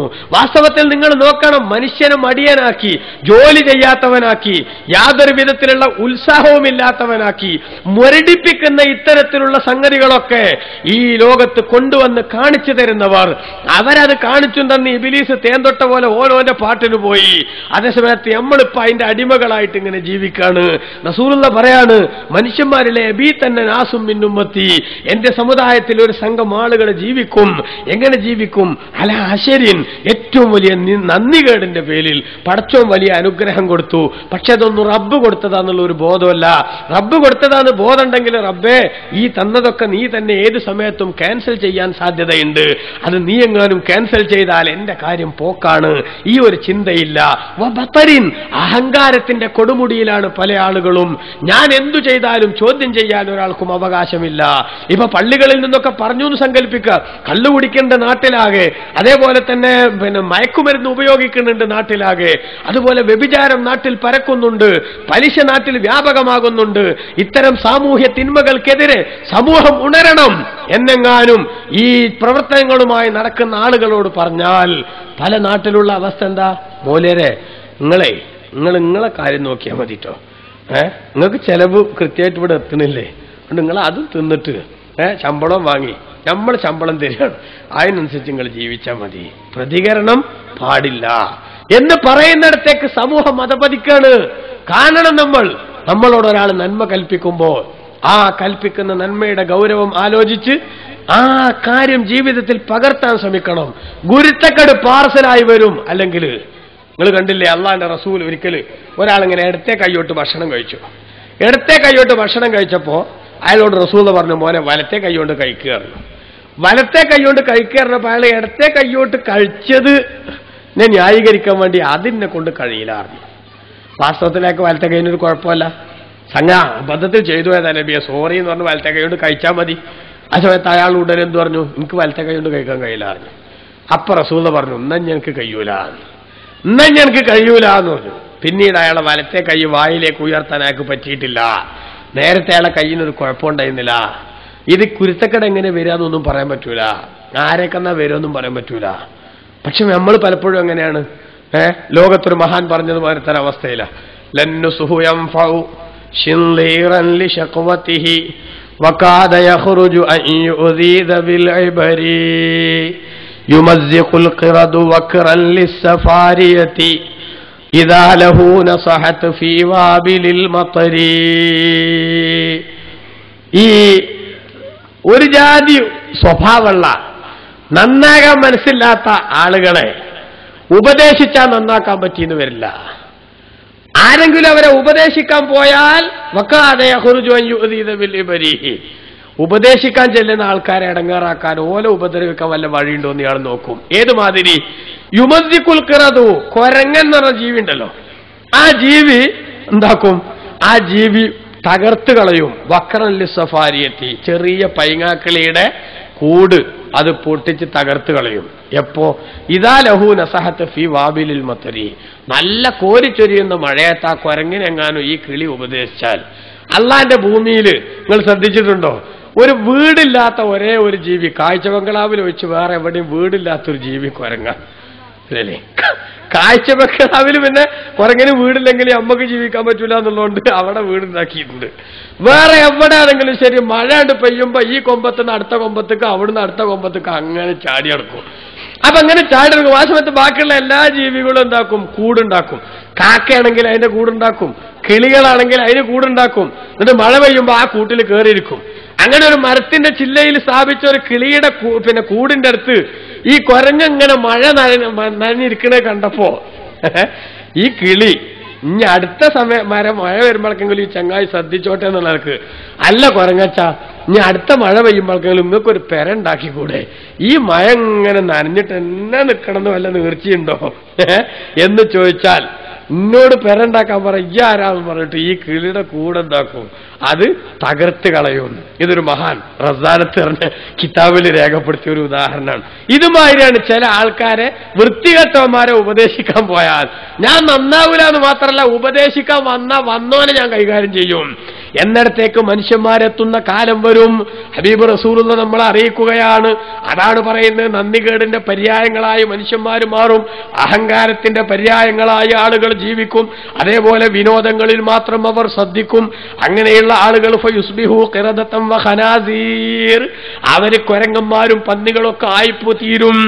കുരങ്ങന്മാരും പന്നികളും ആയിത്തീരുമെന്ന് പറഞ്ഞാൽ അതിന് പണ്ഡിതന്മാര് പറയുന്ന അർത്ഥം, കുരങ്ങന്റെ പോലെ പന്നികളുടെ പോലെ ഇതാ ജീവിതത്തിൽ യാതൊരു ഉത്തരവാദിത്വ ബോധവുമില്ലാതെ അവർ വിചാരിച്ചതൊക്കെ ചെയ്തുകൊണ്ട് തിന്നും കുടിച്ചും രസിച്ചും മാത്രം ജീവിക്കുക എന്നല്ലാത്ത മറ്റൊരു ചിന്തയുമില്ലാത്ത സാഹചര്യം അവർക്കുണ്ടാകും. അള്ളാന്റെ ഹബീബിന്റെ പ്രഖ്യാപനാണ്. അവിടേക്ക് നമ്മൾ എത്തിക്കൊണ്ടിരിക്കുകയാണ്. ഇപ്പൊ കള്ളുകുടിയിൽ ശീലായിട്ടുള്ള മനുഷ്യന്മാര്, മയക്കുമരുന്ന് ഉപയോഗത്തിൽ ശീലിച്ചു പോയിട്ടുള്ള ആളുകൾ, അതേപോലെ പലിശയുമായി ബന്ധപ്പെട്ട് പ്രവർത്തിക്കുന്ന ആളുകൾ, വ്യഭിചാരത്തിന് വേണ്ടി സമയവും പണവും ചെലവാക്കുന്ന ആളുകൾ, കള്ളുകുടിക്കാതെ ജീവിക്കാൻ പറ്റില്ല എന്ന ഘട്ടത്തിലേക്ക് എത്തിയ ആളുകൾ, ആ ആളുകളൊക്കെ നന്മയുടെ രംഗത്ത് വളരെ വളരെ പുറകിലാണ്. അതേസമയത്ത് ഈ തിന്മകൾക്ക് വേണ്ടി അവർ വല്ലാതെ സജീവമായിട്ട് മുന്നോട്ട് പോവുകയാണ്. ആലോചിച്ച് നോക്കണം, റസൂലുള്ള പറഞ്ഞ ഈ ഇടങ്ങേറുകൾ വ്യാപകമായിട്ട് നാട്ടിൽ വ്യഭിചാരമുണ്ടായാൽ മുൻകാല സമുദായങ്ങളിലൊന്നും ഉണ്ടായിട്ടില്ലാത്ത രോഗങ്ങൾ കൊണ്ട് അല്ലാഹു തആല ഈ സമൂഹത്തെ പരീക്ഷിക്കുമെന്ന് റസൂലുള്ള പറഞ്ഞു. ആ അവസ്ഥ ഇന്ന് പുലർന്ന് കാണല്ലേ നമ്മൾ. ഇതാ HIV എന്ന് പറയുന്ന ആ മാരകമായ വിഷമുള്ള വൈറസ്, എയ്ഡ്സിന്റെ പേരിൽ ലോകത്തെ HIV പോസിറ്റീവായ ആളുകളുടെ എണ്ണം ഓരോ നാട്ടിലും കൂടി വരുന്നു. നമ്മുടെ കേരളത്തിലും അത്തരക്കാരുടെ എണ്ണം കൂടുന്നു. എല്ലാ രാജ്യങ്ങളിലും അത്തരക്കാരുടെ എണ്ണങ്ങൾ കൂടുന്നു. അങ്ങനെ HIV പോസിറ്റീവായ ആളുകൾ വാസ്തവത്തിൽ കുറച്ചാളുകളായിരിക്കും അരുതായ്മയും കുറ്റങ്ങളും ചെയ്യണത്. പിന്നീട് നാട്ടിലുള്ള പലരിലേക്കും അത് വ്യാപിക്കുകയാണ്. നിങ്ങൾ നോക്കൂ, അല്പം ശ്രദ്ധ കുറവുണ്ടായാൽ മാത്രം പലപ്പോഴും HIV പോസിറ്റീവായ ആളുകളുമായുള്ള ശാരീരിക ബന്ധത്തിലൂടെ, അതേപോലെ അവരിൽ നിന്ന് ബ്ലഡ് സ്വീകരിക്കുന്നതിലൂടെ, അവരുടെ ആ ബ്ലഡുമായി നമ്മൾ ബന്ധപ്പെടുന്നതിലൂടെ ഒക്കെ HIV പോസിറ്റീവ് ആവാനുള്ള സാധ്യത കൂടുതലാണ്. അതുകൊണ്ട് തന്നെ നമ്മുടെ നാട്ടിൽ എത്രയോ ചെറിയ ചെറിയ കുട്ടികൾ ഇന്ന് കണ്ണീര് കുടിക്കാണ്. എയ്ഡ്സ് ഉള്ള അച്ഛന്റെ മകൻ അല്ലെങ്കിൽ എയ്ഡ്സ് ഉള്ള അമ്മയുടെ മകൻ, ആ മകനെ സ്കൂളിൽ തൊട്ടടുത്ത ബെഞ്ചിലിരിക്കാൻ മറ്റ് രക്ഷിതാക്കൾ പാരന്റ്സ് അനുവദിക്കുന്നില്ല. വാസ്തവത്തിൽ HIV പോസിറ്റീവായ ഒരാൾ അടുത്തൂടെ പോയി എന്ന് വിചാരിച്ചിട്ട് HIV വൈറസ് പാർസലായിട്ട് വരുമൊന്നുമില്ല. പക്ഷെ സമൂഹം അതിനു മാത്രം അതേക്കുറിച്ച് ഗൗരവത്തോടെ കാണുന്ന വിധത്തിലുള്ള രോഗങ്ങൾ, ആ രോഗത്തിന്റെ ഏറ്റവും പ്രധാനപ്പെട്ട കാരണം എന്താണ്? കുത്തഴിഞ്ഞ ലൈംഗിക ജീവിതമാണെന്ന്. ബഹുമാനപ്പെട്ട സഹോദരന്മാരെ, ഇന്ന് ലോകത്ത് വൈദ്യശാസ്ത്രത്തിന്റെ അപ്പോസ്തലന്മാർ തന്നെ പ്രഖ്യാപിച്ച ഒരു കാലത്ത് നമ്മൾ ജീവിക്കുമ്പോൾ നമ്മൾ ആലോചിക്കണം, വ്യാപകമായി വ്യഭിചാരം ഒരു സമൂഹത്തിലുണ്ടായാൽ മുൻകാലത്തൊന്നും ഉണ്ടാകാത്ത വിധത്തിലുള്ള രോഗങ്ങളും അതേപോലെ വേദനകളും അവരെ കാർന്ന് തിന്നുമെന്ന് അല്ലാഹുവിന്റെ ഹബീബ് സല്ലല്ലാഹു അലൈഹി വസല്ലമ ഈ ഉമ്മത്തിന് മുന്നറിയിപ്പ് തന്നിട്ടുണ്ട്. അങ്ങനെ എത്ര സംഗതികൾ നിങ്ങൾ നോക്കൂ. ഈ ലോകത്ത് അല്ലാഹുവിന്റെ റസൂൽ സല്ലല്ലാഹു അലൈഹി വസല്ലമ തങ്ങൾ നമ്മളെ അറിയിച്ചിട്ടുള്ള കാര്യങ്ങൾ. സ്വർണത്തിന്റെ ഉപയോഗം പുരുഷന്മാർ സ്വീകരിക്കുക, വൃത്തികെട്ട ശൈലിയാണത്. പട്ടുവസ്ത്രം പുരുഷന്മാർ ധരിക്കുക, അത് വൃത്തികെട്ട സ്വഭാവമാണ്. അതൊക്കെ ഈ ലോകത്ത് നമ്മിലേക്ക് ശിക്ഷകൾ വരാനുള്ള കാരണമാണ്. ഒന്നിനു പുറകെ ഒന്നായി നമ്മിലേക്ക് വന്നുകൊണ്ടിരിക്കുകയാണ് ശിക്ഷകൾ. റസൂലുള്ളാഹിന്റെ പ്രവചനമാണ് ഇതൊക്കെ.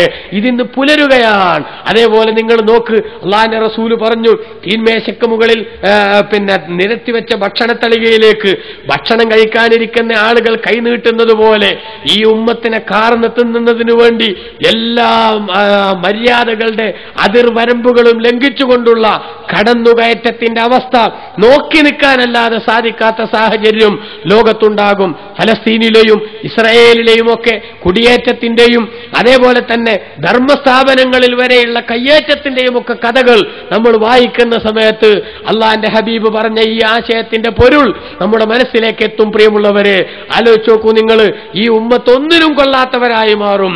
എന്തേ മാറാൻ കാരണം? ഹബീബ് റസൂലുള്ള പറഞ്ഞു, മലവെള്ളപ്പാച്ചിലിൽ ഒഴുകി വരുന്ന ചണ്ടിചവറുകളെ പോലെ പ്രതികരണശേഷിയില്ലാതെ, അതേപോലെ ഒഴുക്കിനെതിരെ നീന്താതെ, ഒഴുക്കിനനുസരിച്ച് ട്രെൻഡിനനുസരിച്ച് നീന്തുന്ന അവസ്ഥയിലേക്ക് ഈ ഉമ്മത്ത് കൂപ്പുകുത്തുമ്പോൾ ഈ ലോകത്ത് വമ്പിച്ച നാശങ്ങൾ ഈ ഉമ്മത്തിനെ ബാധിക്കും. റസൂലുള്ളാഹിന്റെ പ്രഖ്യാപനാണ്. ഇന്ന് നമ്മൾ എവിടെയും അത് പുലർന്നു കാണുകയാണ്. നിങ്ങൾ നോക്കണം. പിന്നെയും റസൂലുള്ളാഹിന്റെ പ്രഖ്യാപനങ്ങൾ ഒരുപാടുണ്ട്. ഒന്നു മാത്രം ഞാൻ സൂചിപ്പിക്കട്ടെ. അള്ളാഹിന്റെ റസൂല് പറഞ്ഞു, യകൂനു ഫി ആഖിരി സമാൻ, അവസാന കാലമാകുമ്പോൾ ഉണ്ടാകും ദജ്ജാലൂൻ, കുറെ ദജ്ജാലുകൾ ഉണ്ടാകും. കദ്ദാബൂൻ, മഹാനുണ പറയുന്ന ആളുകൾ ഉണ്ടാകും. യഅ്തൂനകും മിനൽ ഹദീസി, അവർ ചില വാർത്തകളുമായി നിങ്ങളുടെ അടുത്ത് വരും. എന്ത് വാർത്തയായിരിക്കും അത്? ബിമാലം തസ്മഉ അൻതും വലാ ആബാഉക്കും, നിങ്ങളോ നിങ്ങളുടെ പിതാക്കളോ കേട്ടുകേൾവി പരിചയമില്ലാത്ത വാർത്തകളുമായി അവർ നിങ്ങളടുത്ത് വരും. ഫഇയ്യാകും വഇയ്യാഹും, അവരെയും നിങ്ങളെയും നിങ്ങൾ സൂക്ഷിക്കണം. ലാ യുളില്ലൂനകും വലാ യഫ്തിനൂനകും, അവർ നിങ്ങളെ വഴിപഴപ്പിച്ചു കളയരുത്, അവർ നിങ്ങളുടെ മതം കുഴപ്പത്തിലാക്കരുത്. അള്ളാഹിന്റെ റസൂലിന്റെ പ്രഖ്യാപനാണ്. നമ്മൾ കാണുകയാണ്, പുലർന്നിരിക്കുകയാണ്. ബിദ്അത്തിന്റെ പേരിൽ വിശുദ്ധ ഇസ്ലാമിന്റെലേക്കുള്ള കടന്നുകയറ്റം പല ആളുകളും നടത്തിക്കൊണ്ടിരിക്കുന്നു. ദജ്ജാലുകൾ എന്നാണ് റസൂലുള്ള പറഞ്ഞത്. എന്താ ദജ്ജാലുകൾ വെച്ചാൽ? ദജ്ജാലിന്റെ പ്രത്യേകത എന്താ? അവൻ അസത്യം സത്യാക്കി കാണിക്കാനുള്ള കുറെ കുരുട്ടി വിദ്യകളുമായിട്ടാണ് നടക്കുക. ദജ്ജാലിന്റെ സ്വഭാവം അതാ, കുരുട്ടി വിദ്യകൾ ഉണ്ടാവും അവൻ്റെ അടുത്ത്. റസൂലുള്ള പറഞ്ഞിട്ടുണ്ടോ, സ്വർഗം കാണിച്ചാൽ യഥാർത്ഥത്തിൽ നരകമായിരിക്കും, നരകം കാണിച്ചാൽ സ്വർഗമായിരിക്കും, ഒക്കെ ഉൾട്ടായിട്ടുണ്ടാവുക. ആ ദജ്ജാല് ഒരു സൂപ്പർ ദജ്ജാല് വരുന്നതിന്റെ മുമ്പ് വേറെ കുറെ ദജ്ജാലുകൾ ഇവിടെ വരാനുണ്ട്. റസൂൽ പറഞ്ഞു, ഞാൻ ആരും ദജ്ജാൽ എന്ന് വിളിച്ചല്ല, അള്ളാഹുവിന്റെ റസൂൽ പറഞ്ഞ വാചകത്തിന് അർത്ഥം വെച്ചതാ യകൂനു ഫി ആഖിരി സമാൻ, അവസാന കാലത്തുണ്ടാകും. ഇത് റസൂലുള്ളാഹിന്റെ ഒരു വലിയ പ്രവചന. എന്താ പ്രവചനം? അവസാന കാലത്തുണ്ടാകും ദജ്ജാലൂന, കുറെ ദജ്ജാലുകൾ വരും. ഒന്നും രണ്ടും എന്നല്ല, കുറെ ഉണ്ടാവും, കുറെ ദജ്ജാലുകൾ വരും. കദ്ദാബൂന, പെരുന്നുണായിരിക്കും അവർ പറയാ. എന്ത്? മതത്തിന്റെ പേരിൽ നുണ പറയുന്ന ആളുകൾ. നിങ്ങൾ ആലോചിച്ച് നോക്ക്. മതത്തിന്റെ പേരിൽ നുണ പറയുന്ന ആളുകൾ വരും.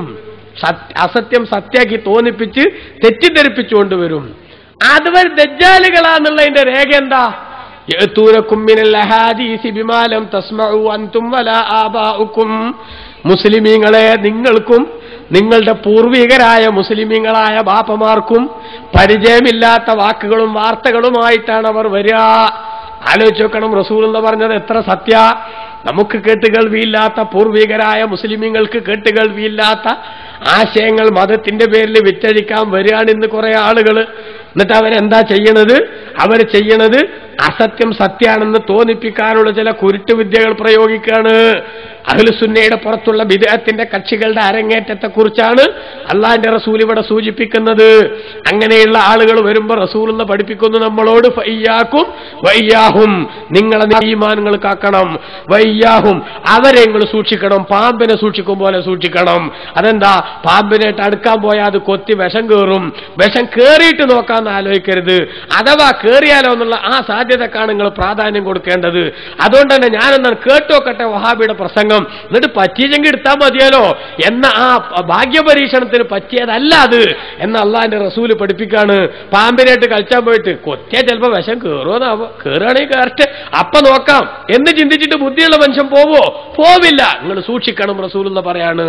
ആ പൂർവികരായ മഹാന്മാർക്ക് പരിചയമില്ലാത്ത വാദഗതികളുമായിട്ട് ഇവിടെ ആര് വന്നാലും അവർ എടുക്കപ്പെടാത്ത നാണയങ്ങളാണ്, തള്ളപ്പെടണം. ഇത് റസൂലുള്ളാഹിന്റെ പ്രഖ്യാപനാണ്. നിങ്ങൾ നോക്ക് സഹോദര, സുന്നത്തമായത്തും അല്ലാത്തോലും തർക്കമുള്ള വിഷയത്തിൽ പൂർവികരുടെ പാത വിട്ടത് സുന്നികളല്ലാത്ത ആൾക്കാരാന്നുള്ള വിഷയത്തിൽ ആർക്കാ തർക്കമുള്ളത്? ആർക്കെങ്കിലും തർക്കമുണ്ടോ? ഒരു വിഷയത്തിലും തർക്കം വേണ്ട.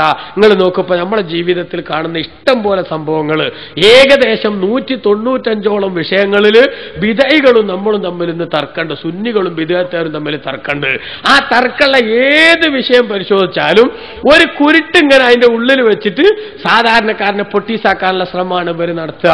ഒരു ചെറിയ ഉദാഹരണം മാത്രം ഞാൻ ഇപ്പൊ പറയാം. നിങ്ങൾ നോക്കൂ, ഹബീബ് റസൂലുള്ളാഹിന്റെ ജന്മദിനം, ആ ജന്മദിനം ഇവിടെ നടക്കുമ്പോൾ മുസ്ലിം ഉമ്മത്ത് ഗംഭീരമായിട്ട് അതിൽ സന്തോഷം ഇങ്ങനെ രേഖപ്പെടുത്തി ആഘോഷിക്കുന്ന സമയത്ത് ഇവർ പറയും, എന്താ പറയാ, റസൂലുള്ളാഹിന്റെ കാലത്ത് ഇങ്ങനെ ഒരു ജന്മദിനം ഉണ്ടായിട്ടില്ലല്ലോ, അതുകൊണ്ട് നബിതങ്ങൾക്കല്ലേ തങ്ങളോട് ഏറ്റവും സ്നേഹം ഉണ്ടാകേണ്ടത്.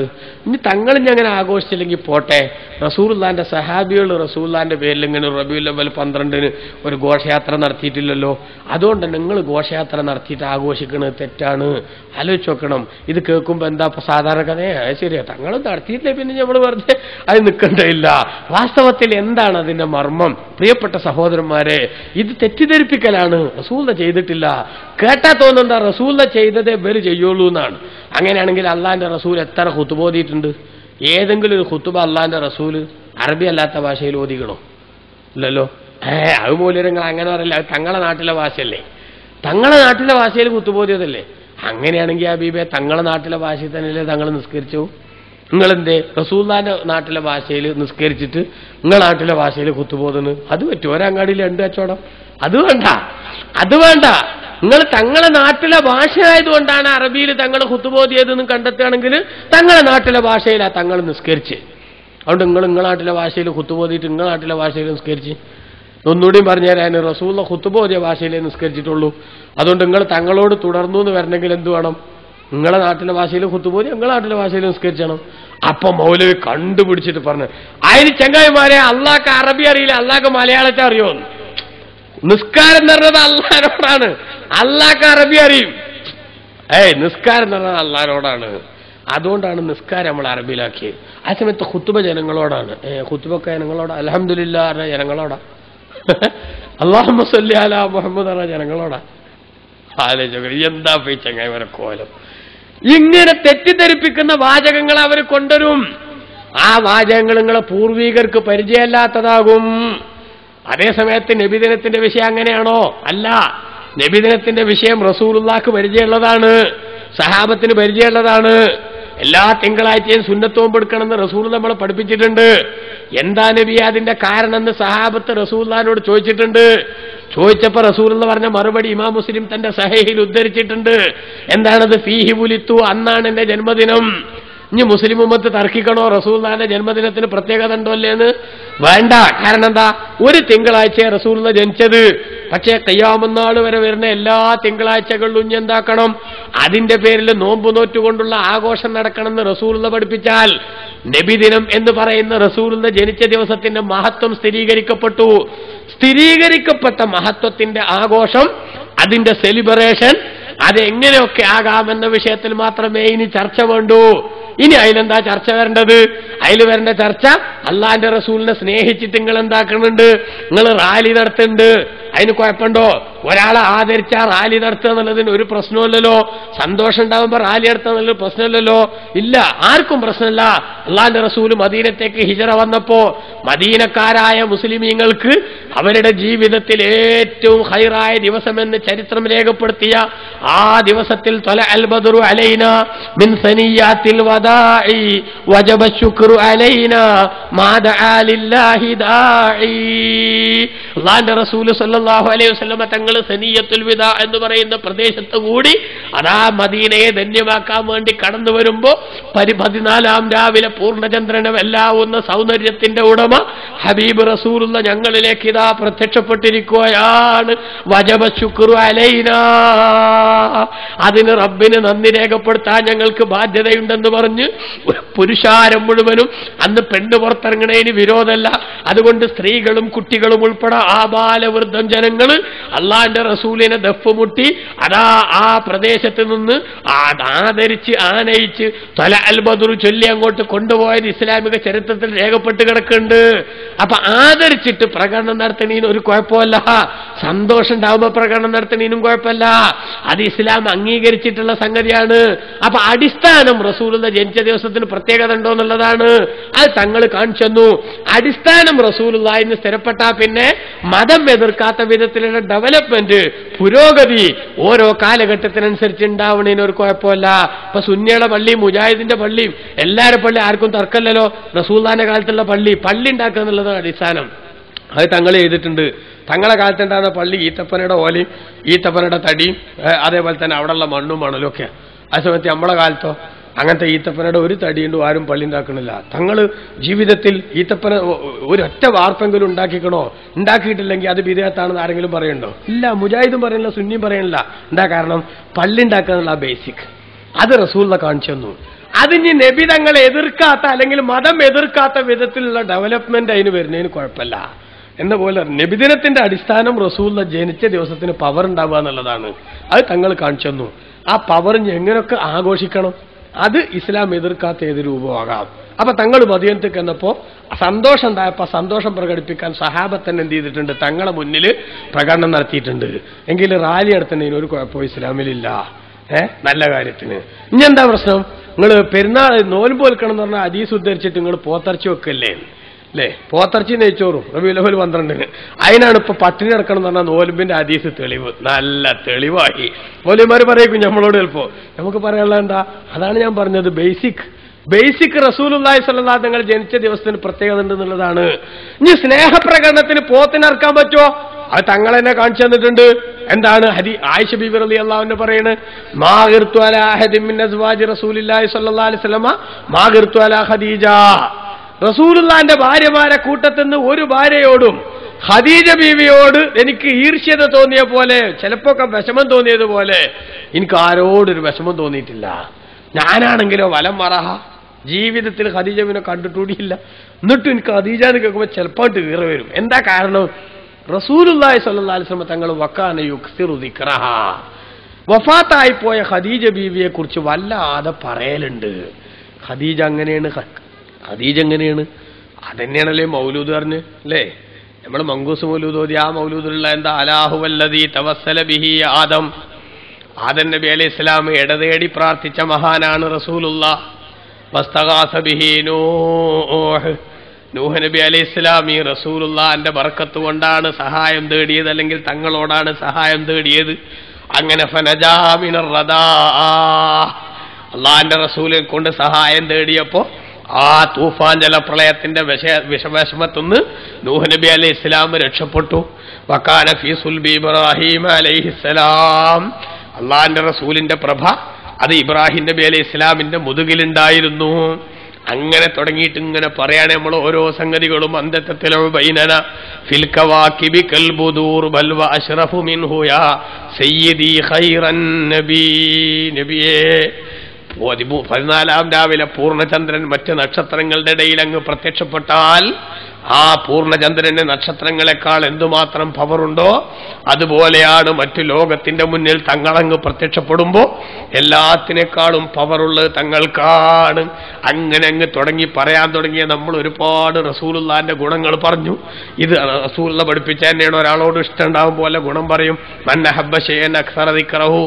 ഒരു വസ്തുവിനോട് നമുക്ക് ഇഷ്ടമുണ്ടെങ്കിൽ അതിനെപ്പറ്റി നമ്മൾ തോനെ പറയും, കൂടുതൽ പറയും.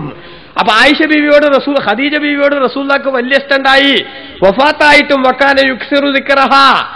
ആ ഖദീജ ബീവിയുടെ മഹത്വങ്ങൾ ഇങ്ങനെ വല്ലാതെ പറയുമായിരുന്നു റസൂലുള്ളാഹ്. അപ്പൊ മഹത്വം പറയാ, അതാണ് മൗലിദ് എന്ന് പറഞ്ഞത്. അത് റസൂലുള്ളാഹ് ചെയ്തിട്ടുണ്ട്. ഇനിയുള്ള എന്താ? പോത്തിനർത്ഥല്ലേ. അള്ളാന്റെ റസൂല് ചിലപ്പോഴൊക്കെ ആടിനറുക്കും. എന്നിട്ട് ആ ആടിന്റെ പാർട്സുകൾ ഇങ്ങനെ കഷ്ണങ്ങളാക്കി മാറ്റും. ഖദീജ ബീവിയുടെ സ്നേഹിതകളെ തെരഞ്ഞുപിടിച്ച് അവർക്ക് ആ ആടുമാംസം വിതരണം ചെയ്യുകയും ചെയ്യും. അപ്പൊ കണ്ടോ, സ്നേഹപ്രകടനത്തിന്റെ ഭാഗമാണ് അറിവ് നടത്തുക എന്നുള്ളത്. അതിലിപ്പോ അങ്ങേത്തല ഉന്നയിക്കാവുന്ന ഒരു ക്രമപ്രശ്നം എന്താന്ന് വെച്ചാല്, അള്ളാന്റെ റസൂല് സ്നേഹപ്രകടനത്തിന് ആടിനല്ലേ അർത്ഥത്? നിങ്ങൾ ആടിനെ അർക്ക് കാണില്ലല്ലോ എന്ന് മാത്രമാണ് ഒരാൾക്ക് സംശയം ചോദിക്കുകയാണെങ്കിൽ ചോദിക്കാനുള്ളത്. അതിന് പ്രശ്നമൊന്നുമില്ല. ആടിനെ അർക്കാച്ചെങ്കിൽ തിന്നല് ഹലാലായ ഏത് ജീവിനെ അർത്തിട്ടും എന്താക്കാം, സ്നേഹം പ്രകടിപ്പിക്കാം. അപ്പൊ നിങ്ങൾ നോക്ക്, ഈ ബേസിക് റസൂലുള്ളാന്റെ ഒക്കെ സ്ഥിരപ്പെട്ട വിഷയത്തില് കാലോചിതമായി വരുന്ന ഇസ്ലാം അനുവദിക്കുന്ന ഡെവലപ്മെന്റ്, പുരോഗതി, അത് മാത്രമാണ് നമ്മൾ ഉണ്ടാക്കിയിട്ടുള്ളത്. അത് ഉണ്ടാക്കുന്നതിനൊരു കുഴപ്പമല്ല. അതുകൊണ്ടാണല്ലോ അത് മുജാഹിദും വാസ്തവത്തിൽ അംഗീകരിക്കണില്ലേ. ഇസ്ലാമിന്റെ പ്രബോധനത്തിന് വേണ്ടി അള്ളാന്റെ റസൂല് ജീവിതത്തിൽ ഒരു ഒറ്റ സാൽവേഷൻ നടത്തിയിട്ടുണ്ടോ? ഈ മുജാഹിദീങ്ങൾ റസൂലിന്റെ ജന്മദിനം നടത്തിയെന്ന് ചോദിക്കണം. മുജാഹിദീങ്ങൾ പറയണം എന്ത്? അള്ളാന്റെ റസൂല് ജീവിതത്തിൽ ഒരൊറ്റ സാൽവേഷൻ നടത്തിയിട്ടുണ്ടോ? ഇല്ല. ഇവരെന്നെ നടത്താൻ തുടങ്ങിയിട്ട് ഇപ്പൊ എത്ര കൊല്ലായിട്ടുള്ളൂ അല്ലേ? 5 കൊല്ലത്തിന്റെ താഴെയായിട്ടുള്ളൂ. അപ്പൊ ഈ 5 കൊല്ലമായിട്ട് സാൽവേഷൻ ദീനീ പ്രവർത്തനത്തിനുള്ളൊരു ഉപാധി എന്നുള്ളതൊക്കെ നടത്തുകയാണ്. അങ്ങനെ ഒരു ഉപാധി എന്നുള്ളതൊക്കെ നടത്താൻ പറ്റുമോ? പറ്റും. എന്താ? അതിന്റെ ദീനീ പ്രവർത്തനം എന്നുള്ള ബേസിക് റസൂലുള്ളാഹിന്റെ ഒക്കെ സ്ഥിരപ്പെട്ടാൽ മതം എതിർക്കാത്ത വിധത്തിലുള്ള പുരോഗതിയൊക്കെ ആകാവുന്നതാണ്. പക്ഷെ നിങ്ങളെ സാൽവേഷനും മതം എതിർക്കണതാണ്, അത് വേറെ വിഷയം കേട്ടോ. കാരണം നിങ്ങൾ ഉണ്ടാക്കുന്നത് ഊഹാപോഹങ്ങളാണ്. നേരത്തെ പറഞ്ഞ പോലെ തന്നെ പൂർവികരുടെ പാത തള്ളാനുള്ള പ്രചരണങ്ങളാണ് നിങ്ങൾ നടത്തുന്നത്. പൂർവികരെ തള്ളിയിട്ട് ഈ മതത്തിൽ നിൽക്കാൻ കഴിയൂല. അതാണ് ഇസ്ലാമിന്റെ പ്രത്യേകത. ഇസ്ലാമിന്റെ പൂർവികരെ തള്ളാൻ പാടില്ല. അതാ റസൂൽ പറഞ്ഞു, ബിമാലം തസ്മഉ അൻതും വലാ ആബാഉക്കും. നിങ്ങളും നിങ്ങളെ പിതാക്കളും കേട്ട് പരിചയമില്ല വാദമായിട്ട് വരുന്ന പോലെ സൂക്ഷിക്കണം. അത് റസൂലുള്ളാഹിന്റെ കാലത്തുള്ള സഹാബത്തിനോട് പറഞ്ഞല്ല. യകൂനു ഫി ആഖിരി സമാനിന അള്ളാഹുവിന്റെ റസൂൽ പറഞ്ഞത് അവസാന കാലത്തുണ്ടാവും. അവസാന കാലം എന്ന് പറഞ്ഞാൽ റസൂൽ വന്ന കാലമല്ല. അപ്പൊ എന്ന് മാത്രമല്ല, റസൂലുള്ളാഹിന്റെ സഹാബത്തിനോടാണ് നിങ്ങളെ പിതാക്കൾക്ക് കേട്ട് പരിചയമില്ലാത്ത വാദമായിട്ട് വരും എന്ന് പറഞ്ഞു വെച്ചെങ്കിൽ തങ്ങൾ തന്നെ ആവും അല്ലേ? കാരണം ഓർക്ക് ലാ ഇലാഹ ഇല്ലല്ലാഹ് പരിചയം ഉണ്ടായിരുന്നില്ല. ഈ സഹാബത്തിന്റെ വാപ്പാർക്ക് ലാ ഇലാഹ ഇല്ലല്ലാഹ് പരിചയമല്ല. അപ്പൊ അവരുടെ പിതാക്കൾക്ക് പരിചയമില്ലാത്ത വാദമായിട്ട് വന്നത് ആരെന്നെയാണ്? റസൂലുള്ളാഹി തന്നെയാണ്. അതേ സമയത്ത് നമ്മുടെ പിതാക്കൾക്ക് പരിചയമില്ലാത്ത, അഥവാ ഈ മുസ്ലിം ഉമ്മത്തിന്റെ ഈടുറ്റ പാരമ്പര്യത്തിന്റെ ചെങ്ങലക്കണ്ണിയോട് ഒത്തുപോകാൻ പറ്റാത്ത വിധത്തിലുള്ള ആശയങ്ങളുമായി നടക്കുന്നവർ, ആ ആശയങ്ങളുമായി നടക്കുന്നവരാണ് മതത്തിന്റെ എതിരാളികൾ. അതുകൊണ്ട് തന്നെ ഫയ്യാക്കും, നിങ്ങൾ സൂക്ഷിക്കണേ, അവറ്റങ്ങളോട് കമ്പനി കൂടിയിട്ട് നിങ്ങളെ ഈമാനുകൾ നഷ്ടപ്പെടുത്തരുത്. വയ്യാഹും, അവരെ നിങ്ങൾ സൂക്ഷിക്കണം. പടച്ചോനെ അടുത്ത ഷോക്കടിക്കുമെന്ന ബോധത്തോടെ മാത്രമേ അവരോട്ട് നിങ്ങൾ ബന്ധപ്പെടാൻ പാടുള്ളൂ എന്ന് ബഹുമാനപ്പെട്ട നബി സല്ലല്ലാഹു അലൈഹി വസല്ലം തങ്ങളുടെ പ്രവചനം. തങ്ങൾ ഒന്നുകൂടിയും പറഞ്ഞു, അങ്ങനത്തെ ആളുകളെ കുറിച്ച് ഇതാ, അങ്ങനത്തെ ആൾക്കാർ വരുമ്പോ തഹ്തറൂന സ്വലാത്തക്കും ബി സ്വലാത്തിഹിം, ഓല നിസ്കാരം നിങ്ങളെ നിസ്കാരമായിട്ട് കമ്പയർ ചെയ്താൽ നിങ്ങളെ നിസ്കാരം കുറച്ച് കുറവാ നിങ്ങൾക്ക് തോന്നും. സുയാമഹും ബി സുയാമിക്കും, നിങ്ങളുടെ നോമ്പ് അവരെ നോമ്പുമായിട്ട് കമ്പയർ ചെയ്താൽ ഓല എല്ലാവരും നിസ്കരിച്ചും. നിങ്ങളെ കൂട്ടത്തിൽ ഇപ്പോഴും കുറെ നിസ്കാരക്കള്ളന്മാരുണ്ട്. നമ്മൾ ശ്രദ്ധിക്കണം സുന്നികളെ, നിങ്ങൾ നിസ്കരിക്കാത്ത ആൾക്കാരായിട്ട് ആരും മാറരുത്. കുറെ ആളുകളുണ്ട് റബീഉൽ അവ്വൽ 12 കേമാണ്. അത് മാത്രം പോരാ, അതും വേണം. അതേ സമയത്ത് അത് മാത്രം പോരാ, നിങ്ങൾ കൃത്യമായിട്ട് നിസ്കരിക്കുകയും കൂടെ വേണം. അപ്പൊ കൃത്യമായിട്ട് നിസ്കാരം എല്ലാവരും മുജാഹിദായ അപ്പം നിസ്കാരം തുടങ്ങും. ആ സമയത്ത് സുന്നിയാകുമ്പോ കുറെ ആൾ നിസ്കരിച്ചില്ല. അപ്പൊ എന്തായി? നമ്മളൊക്കെ നിസ്കാരത്തിന്റെ വിഷയത്തിൽ ഉഷാറാണ് പോലും നിങ്ങൾക്ക് തോന്നും. യഖറഊനൽ ഖുർആന, എന്ത് പറഞ്ഞാലും ഖുർആൻ ഖുർആൻ എന്ന് പറഞ്ഞ് ഖുർആൻ അങ്ങനെ ഓതും. പക്ഷേ ലാ യുജാവിസു തറാഖിയഹും, അവരുടെ തൊണ്ടക്കുഴി വിട്ട് അത് താഴത്തേക്ക് ഇറങ്ങൂല. അഥവാ ആത്മാർത്ഥമായിട്ട് ഓതുന്നതല്ല, മറിച്ച് നാവിട്ടലക്കാൻ വേണ്ടി മാത്രമാണ് അവരുടെ ഖുർആൻ ഖുർആാനോത്ത് വിഷയമായിട്ട് ഒരിക്കലും തന്നെ അതിന് ബന്ധം ഉണ്ടാവൂല. ഓല പണി എന്താ? റസൂലുള്ള നേരത്തെ തന്നെ പറഞ്ഞിട്ടുണ്ട്, ഇസ്ലാം നേരത്തെ തന്നെ പഠിപ്പിച്ചിട്ടുണ്ട്. ഇന്തലഖൂല ആയാത്തിൻ നസലത്ത് ഫിൽ കുഫാരി ഫജഅലൂഹാ അലൽ മുസ്ലിമീൻ. കാഫിരീങ്ങളെ പറ്റി മുശ്രിക്കീങ്ങളെ പറ്റി ഇറങ്ങിയ കുറെ ആയത്തുകൾ, ആ ആയത്തുകൾ സന്ദർഭത്തിൽ നിന്ന് അടർത്തിയെടുത്തിട്ട് മുസ്ലിമീങ്ങളുടെ മേലിൽ വെച്ച് കെട്ടിക്കൊണ്ട് ആരോപണം ഉന്നയിക്കുന്ന കുഴപ്പം കൂടി അവരുണ്ടാക്കുമെന്ന് അള്ളാന്റെ ഹബീബ് പഠിപ്പിച്ച ദീനിൽ മഹാന്മാരായ സഹാബത്ത് ഉമ്മത്തിനെ പഠിപ്പിച്ചിട്ടുള്ള സംഗതിയാണ്. അതുകൊണ്ട് തന്നെ റസൂലുള്ളാന്റെ പ്രവചനമാണത്. തങ്ങൾ പറഞ്ഞിട്ടുണ്ട് അവരെ സൂക്ഷിക്കണം, നിങ്ങളെ ഈമാൻ അവർ നശിപ്പിക്കും. അതുകൊണ്ട് തന്നെ റസൂലുള്ളാനെ കൊച്ചാക്കി കാണിക്കുന്ന, ഇന്നലെയും മിനിയാന്നൊക്കെ നമ്മൾ സൂചിപ്പിച്ചതുപോലെ നബി തങ്ങളുടെ മഹത്വത്തിന് നിരക്കാത്ത വിധത്തിലുള്ള വർത്തമാനങ്ങൾ പറയുന്ന, പൂർവിക മുസ്ലിം ഉമ്മത്തിനെ പരിഹസിക്കുന്ന, അവരുടെ നിലപാടുകളൊക്കെ തെറ്റായിരുന്നു എന്ന് പറയുന്ന ആളുകൾ വന്നാൽ ആ ആളുകളെ നമ്മൾ സൂക്ഷിക്കണം. അത് റസൂലുള്ളാന്റെ പ്രവചനമാണ്. എന്തുകൊണ്ട് പ്രിയമുള്ളവരെ, ഹബീബ് റസൂലുള്ള പഠിപ്പിച്ച മതത്തിന്റെ ആശയങ്ങളോട് യോജിച്ചു വരാത്ത വിധത്തിൽ നമ്മളെങ്ങാനും ഇവിടെ ജീവിച്ചാൽ ഹബീബ് വിതരണം ചെയ്യുന്ന ഹൗദുൽ കൗസർ കുടിക്കാൻ പോലും നമുക്ക് ഭാഗ്യമുണ്ടാവില്ല. ഹദീസിൽ കാണാമല്ലോ, നാളെ മഹ്ശറിൽ അതാ ദാഹിച്ചു വലഞ്ഞ് വിഷമിച്ചു കൊണ്ടിരിക്കുന്ന മനുഷ്യന്മാര് ഹൗദുൽ കൗസറിന്റെ അടുത്തേക്ക് ഇങ്ങനെ ദാഹിച്ചു വരുന്ന ആളുകൾ വരുമ്പോ മലക്കുകൾ ചില ആളുകളെ വഴിയിൽ വെച്ച് തടയും, അങ്ങോട്ട് പോകാൻ പാടില്ല എന്ന് പറയും. ആ സമയത്ത് റസൂലുള്ള പറയും, അവർ എന്റെ സമുദായം തന്നെയാണെന്ന് തോന്നുമല്ലോ, കണ്ടിട്ട് ഇങ്ങോട്ട് വിട്ടേക്ക്, ഞാൻ അവർക്ക് വെള്ളം കൊടുക്കട്ടെ. ആ സമയത്ത് മലക്കുകൾ പറയും, അമാ തദ്രി മാ അഹ്ദസൂ ബഅദക, നബിയെ തങ്ങൾക്ക് ശേഷം ആവശ്യമില്ലാത്ത ഒരുപാട് പുത്തൻവാദങ്ങൾ അവർ ഈ മതത്തിലുണ്ടാക്കിയിട്ടുണ്ട്, അവർക്ക് വെള്ളം കൊടുക്കാൻ ഞങ്ങൾ സമ്മതിക്കില്ല. പുത്തൻവാദം ഉണ്ടാക്കിയവരാണെന്ന് പറയുന്നതോടുകൂടി ഹബീബ് റസൂലുള്ള പറയുന്നു, സുഹക്കൻ സുഹക്കാ, എന്നാൽ ഈ വഴിക്ക് വരണ്ട, ആ വഴിക്ക് തന്നെ പോയിക്കോ, പോടാ പോടാ എന്ന് പറഞ്ഞ് അള്ളാന്റെ റസൂല് ആട്ടിയോടിക്കുന്ന വിഭാഗത്തിൽ പെട്ടുപോയിട്ട് ആരാണ് പിന്നെ നമ്മളെ രക്ഷിക്കാനുണ്ടാവുക? നമ്മുടെ മമ്പറം തങ്ങളെ പോലുള്ള, ഉമർ ഖാദിർ റളിയല്ലാഹു അൻഹുവിനെ പോലുള്ള, സൈനുദ്ദീൻ മഖ്ദൂം തങ്ങളെ പോലെ, ഇബ്നു ഹജർ അൽ ഹൈതമി റളിയല്ലാഹു അൻഹുവിനെ പോലെ, ഇമാം നവവി റളിയല്ലാഹു അൻഹുവിനെ പോലെ, ഇമാം റാഫിഈ റളിയല്ലാഹു അൻഹുവിനെ പോലെ, ഇമാം ഗസാലി റളിയല്ലാഹു അൻഹുവിനെ പോലെ, ഇമാം ശാഫിഈ റളിയല്ലാഹു അൻഹുവിനെ പോലത്തെ എല്ലാ മഹാന്മാരും, ആ മഹാന്മാരൊക്കെ പഠിപ്പിച്ചത് തന്ന ഒരാശയം അതാണ്. റസൂലുള്ളാന്റെ കയ്യിൽ കിട്ടിയ യഥാർത്ഥ ദീന്. ആ ദീനിന്റെ വഴിവിട്ട് തോന്നിയതുപോലെ തോന്നുമ്പോൾ പറയുന്ന ആളുകളുടെ കൂടെ പോയിട്ട് ഉള്ള ഈമാൻ നഷ്ടപ്പെടുത്തുന്നത് അവസാന കാലത്ത് വരുമെന്ന് റസൂലുള്ള പറഞ്ഞ ഒരു ദുര്യോഗത്തിന്റെ പ്രവചനത്തിന്റെ പുലർച്ചയാണ്. അതുകൂടി നമ്മൾ ശ്രദ്ധിക്കണം. ഹബീബായ നബി തങ്ങൾ സകല തിന്മകൾക്കെതിരെയും നമുക്ക് മുന്നറിയിപ്പ് തന്നിട്ടുണ്ട്. എല്ലാ തിന്മകളിൽ നിന്നും മാറി നിൽക്കാൻ നമ്മൾ ശ്രദ്ധിക്കണം. ഉത്തരവാദിത്ത ബോധത്തോടുകൂടി നന്മയുടെ രംഗത്ത് നമ്മൾ ചുവടുറപ്പിക്കണം. ഹബീബായ റസൂലുള്ള പൊരുത്തപ്പെടുന്ന വിധത്തിലുള്ള ജീവിതം കൊണ്ട് വിജയിക്കാൻ നമുക്ക് സാധിക്കണം. റഹ്മാനായ റബ്ബ് ആ വിധത്തിലുള്ള ഒരു പരിവർത്തനത്തിന് നമ്മുടെ എല്ലാ സംരംഭങ്ങളും കാരണമാക്കി തരുമാറാവട്ടെ. നമ്മയൊക്കെ അല്ലാഹു നന്നാക്കി തരുമാറാവട്ടെ.